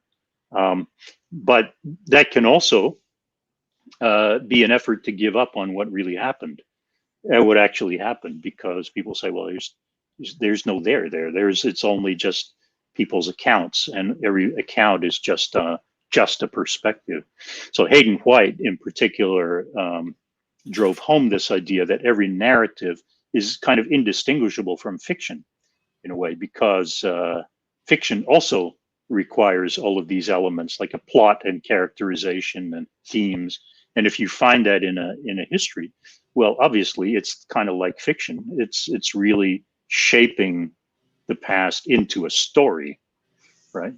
And I would agree with some of that, but I would not give up for a historian, for me, if you're not trying to figure out what really happened in the past, then you have no criterion anymore for doing your work. If it's just a matter of sharing stories, then that's why bother? But anyway, these are debates in the academy. So yeah, I hope that helped to answer the question. I'm sure it did. And for time's sake, because we have let's see, Stephen has another one, but I'll get to his after I get to Mitch and Ben. If you guys have any super chats, this right here is like college course type. You're going into quite a bit of information. I'm going to ask the next one, and then I got to run to the John real quick and be right back. But I want to have you answer it if you don't mind, and I will watch this part later when this live is actually put out there and published. So let's ask Mitch's, and let me pull his up. Thanks for that super chat, Mitch. I appreciate it. So Mitch says, please ask Dr. Mason if he's aware of Mark Bloch's The Historian's Craft. If so, any thoughts? And so with that being said, let me see. I removed it. Okay. I'm going to have you as the primary, and I'll be back. Well, yeah. Fantastic question. Mark Bloch is, last year in Paris, I gave a series of lectures on reading the Jewish War with Mark Bloch. Yeah. They have a center. The reason is they have a center for Mark Bloch studies in Paris, the Mark Bloch Institute, something like that. He's huge. And he very much shaped my thinking about history back in graduate school. He, on the French side, for viewers who don't know, for other viewers who don't know about Mark Bloch, one thing that makes him really interesting is simply his life story. He was of a Jewish background in France, and he was a professor, brilliant historian, medieval historian, worked with primary texts. He was one of the co-founder of the so-called Annales School, which is a school of history that wanted to look at history from the ground up, from the bottom up, social history. And so, but he was not like a sociologist. He he said, when you do history, it just means investigation. So you can investigate anything you want, individuals, groups, whatever, but always be aware not to trust the top-down, authoritative histories. Always be aware, look for the bottom up, look for ordinary people's lives. But anyway, that's how he began to make his reputation. When the Germans occupied France in 1940, he joined or soon after that, he joined the resistance, the French resistance. He was arrested and shot in Lyon, in France, by the SS near the end of the war, after the D-Day invasion, when the Germans were withdrawing because the Allies were advancing. He was imprisoned in Lyon and was shot, and it's a harrowing story of his courage, even in being shot. He took the hands of a younger person who was going to be shot and kind of reassured this, I think, boy, somehow. I mean, the guy, in my view, this is what history is about. When I talk about the human element, understanding who these people were, some of the people we get to know in history in the past are just incredible people, and they expand your horizon of what is possible as a human being, right? The struggles they faced and they came through. And Mark Bloch is one of them. But as for his book, and so his book was only published posthumously, The Historian's Craft, or Apologie pour l'Histoire, Apology for History, was published after his death by a friend. And I think first publication in English is 1953 or so. So it's well after the Second World War. It was translated and kind of filled in. Lucien Lefebvre was a co-founder of the Annales School. He put together the book into a kind of readable form. So Bloch had been working on it during the war, before he was arrested and shot. So yeah, and short answer to your question is yes. I've heard of Mark Bloch, and I think his work is just amazing. I could go on and on about it, but the areas of, it's a very simple book, the Historian's Craft, but it's just insightful and incisive at every point. It's just wonderful. Yeah. Awesome. I've got a guy with the lawnmower next door. By the way, my office is in the garage, so you might hear a noise. So I got to mute it. I don't want him. So Ben has a good question, and thank you so much, Ben, for the super chat. Anyone who wants questions asked, super chat them, and I'll try my best to get that question asked. Are there any personal biases you struggle with when approaching a text? Any tips on recognizing and filtering those out when interpreting? Yeah, Ben, thank you. Really big issue, and it's become more and more an issue in the time we live in now. There's a group of scholars who would say you should declare your biases in the introduction to your book. I don't believe that, but I'll tell you why. So, personal biases. Here's the problem, I think, is the idea that we should not be biased is, I think, a problematic idea. That is, how could you not be biased? We all live somewhere. We are all products in our very cells, right? Our bones, our blood, of everything we've experienced, and our genetic heritage, and all of these things. And most of it, I think, could be wrong, but I think most of it operates entirely at a subconscious level or unconscious level. So to be aware of biases, yeah, I think we can be aware of biases, and we can challenge them. So, for example, I am a product of the British Empire in a way, or British colonial world, because I was born in Canada. I'm actually a British Canadian citizen. My parents were British, and I hold British citizenship. My father was born and raised in India, son of a British Army officer. Spent his first 17 years there. So he was very much a product of the British Raj. And then my parents went to Canada, the former colony, Dominion, where I was born. Then we moved back to Britain, moved to Australia, sort of parallel British colony, become a Dominion, become a free of colonial administration, but still very much under the Queen, acknowledging the Queen as sovereign. So I'm aware of, at that level, at that sort of fairly obvious level, I'm aware of having sympathies for the British Empire in a way that that others would not, and probably many Americans would not. For example, reading about Second World War, Franklin Roosevelt did not have the sympathy. He's a good friend of Churchill's, sort of, but Churchill was a big empire guy, and Roosevelt, FDR, was not. Right. So I'm aware of that inclination to think well of the empire. But to answer your question, it's not too hard to knock that away, right? You just start to study and see all the other side of things, and it just takes a little bit of human empathy to realize the empire did some really, really bad stuff as well. So yeah, at that level, I think you can be aware. And then if you're not aware of your own biases, the main thing is your colleagues are going to make you aware of them very quickly and sharply, and sometimes humiliatingly, say in a conference. If you haven't been, self-critical enough, it will be pointed out to you, sometimes in an embarrassing way. So I think there are lots of checks and balances, but part of what I wanted to say is we all come from somewhere. And I think the idea of history as unbiased or shouldn't be biased is an illusion. We're going to be biased, but that's not the problem. The thing is that we then need to put our ideas out there and take the hits, and then reform and revise and so on. That's how it works, as in science, as in science. Thank you so much for that super chat earlier, my friend.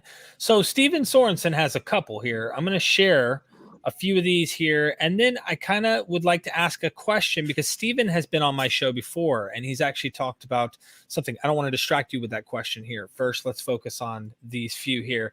When you were talking about the inscriptions, he said his estimated Piero Ligorio, Prince of Forgers, is estimated to have forged over 1,000 inscriptions, which still fool some scholars today. And then I'll go ahead and remove that and then share with you this. Maybe you can comment on that. Here you are. So final question, what role does the science of bibliography play? How important is it for historical study? And so without going too far, and I know you could really drive probably a half hour on just this question, I want to try and limit as much time as possible for maybe we could do follow-up shows where we're getting into methodology, getting into why it's important we approach things this certain way, because his questions are begging those half-hour, answers. So in best way you could answer this, I guess. Yeah, well, these two are quite different, of course. So let me just try to keep it very brief. First of all, I'm forgeries. Forgeries are a massive issue. So we looked at the James Ossuary, the person who had this in his possession, a private dealer, was formally charged with forgery, not just for this, but for a number of things, and was acquitted. To my knowledge, still acquitted, unless other charges have been laid. So I have no opinion on the matter for him, because I'm not competent to judge it. But just to relate that people do get charged with these things.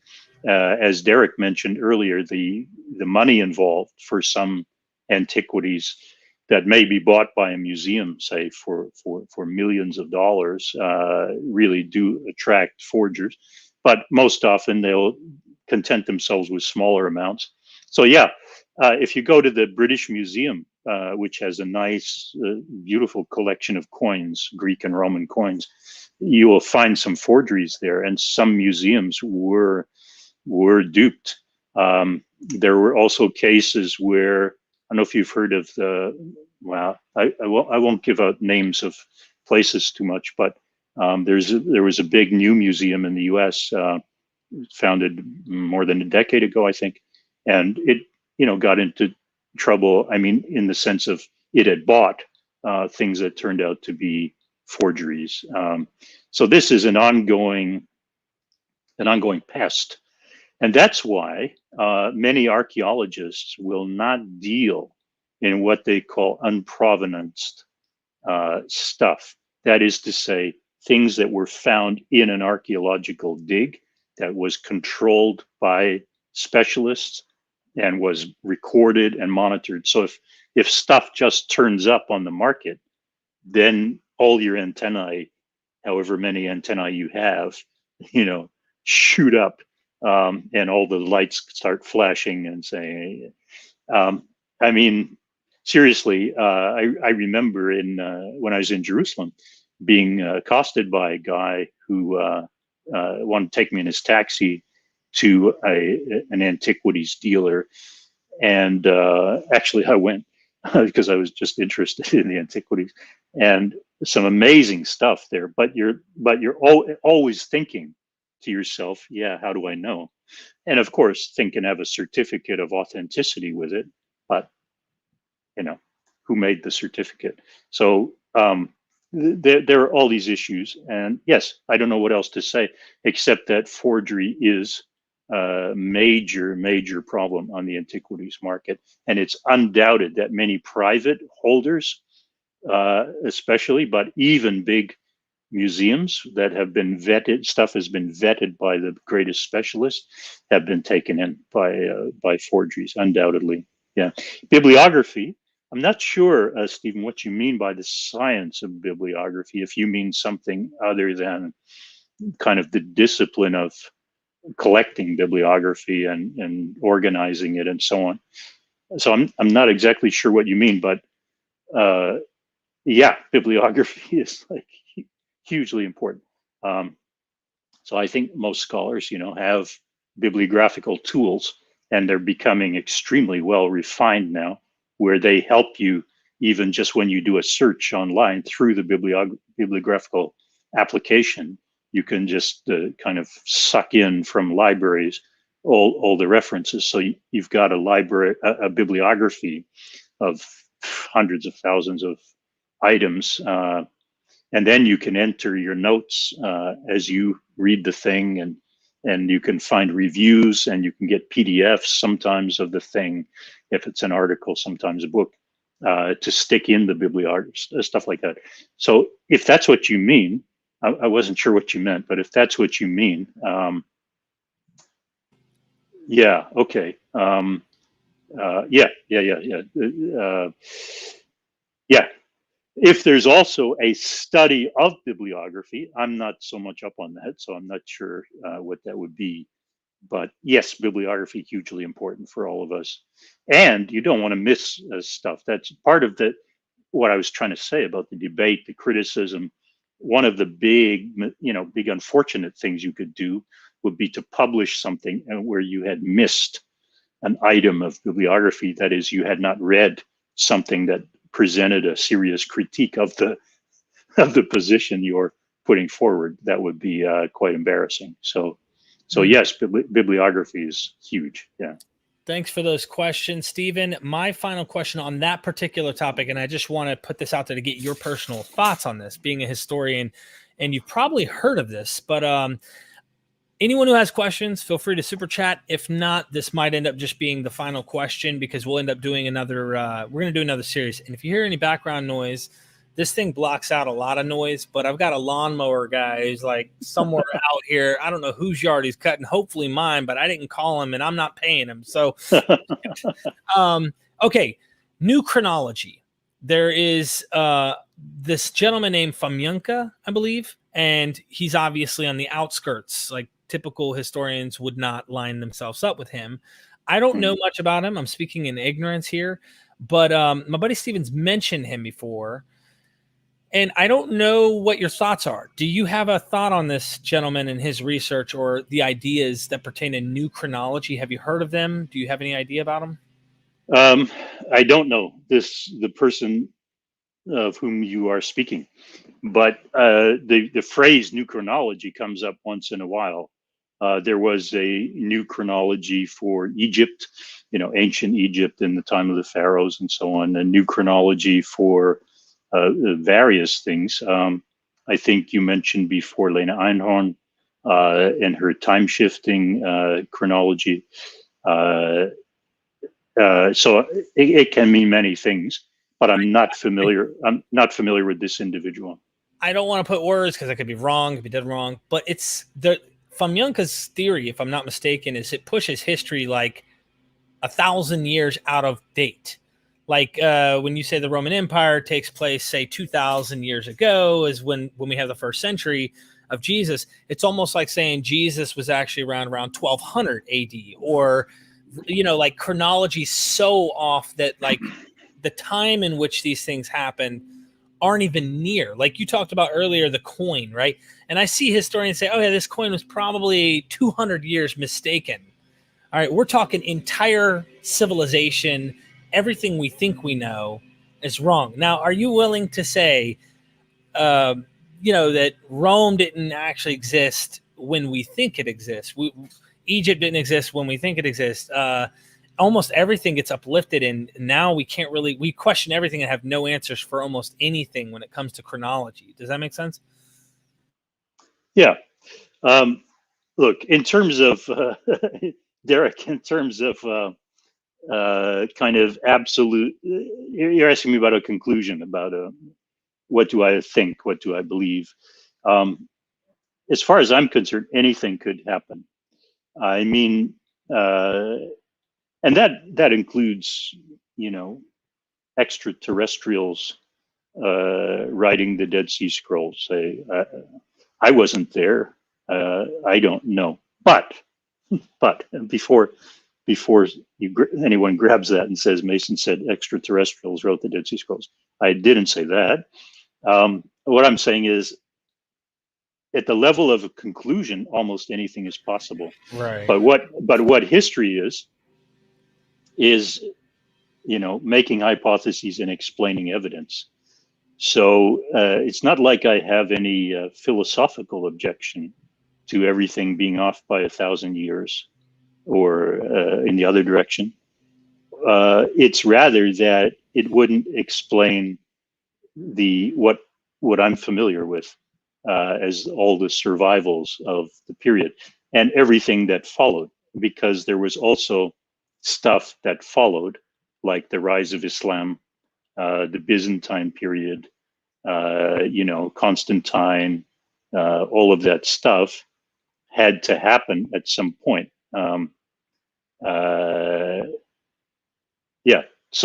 So where do you put all of that? Then the Middle Ages, the Reformation. So you still have to account for the evidence. So if I say I'm not just going to accept it and say, okay, then that sounds right.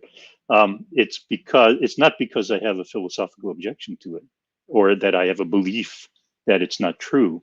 It's because you have to explain evidence, and the evidence of the last 2,000 years needs explaining. So one would have to see what this person does with it. You don't have any context to really see what they're trying to say. And yeah, I just thought I'd ask because didn't know in the topic of this vein.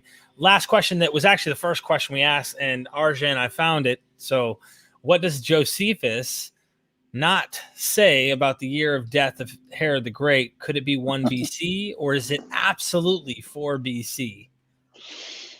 Well, here again, it's a matter of explaining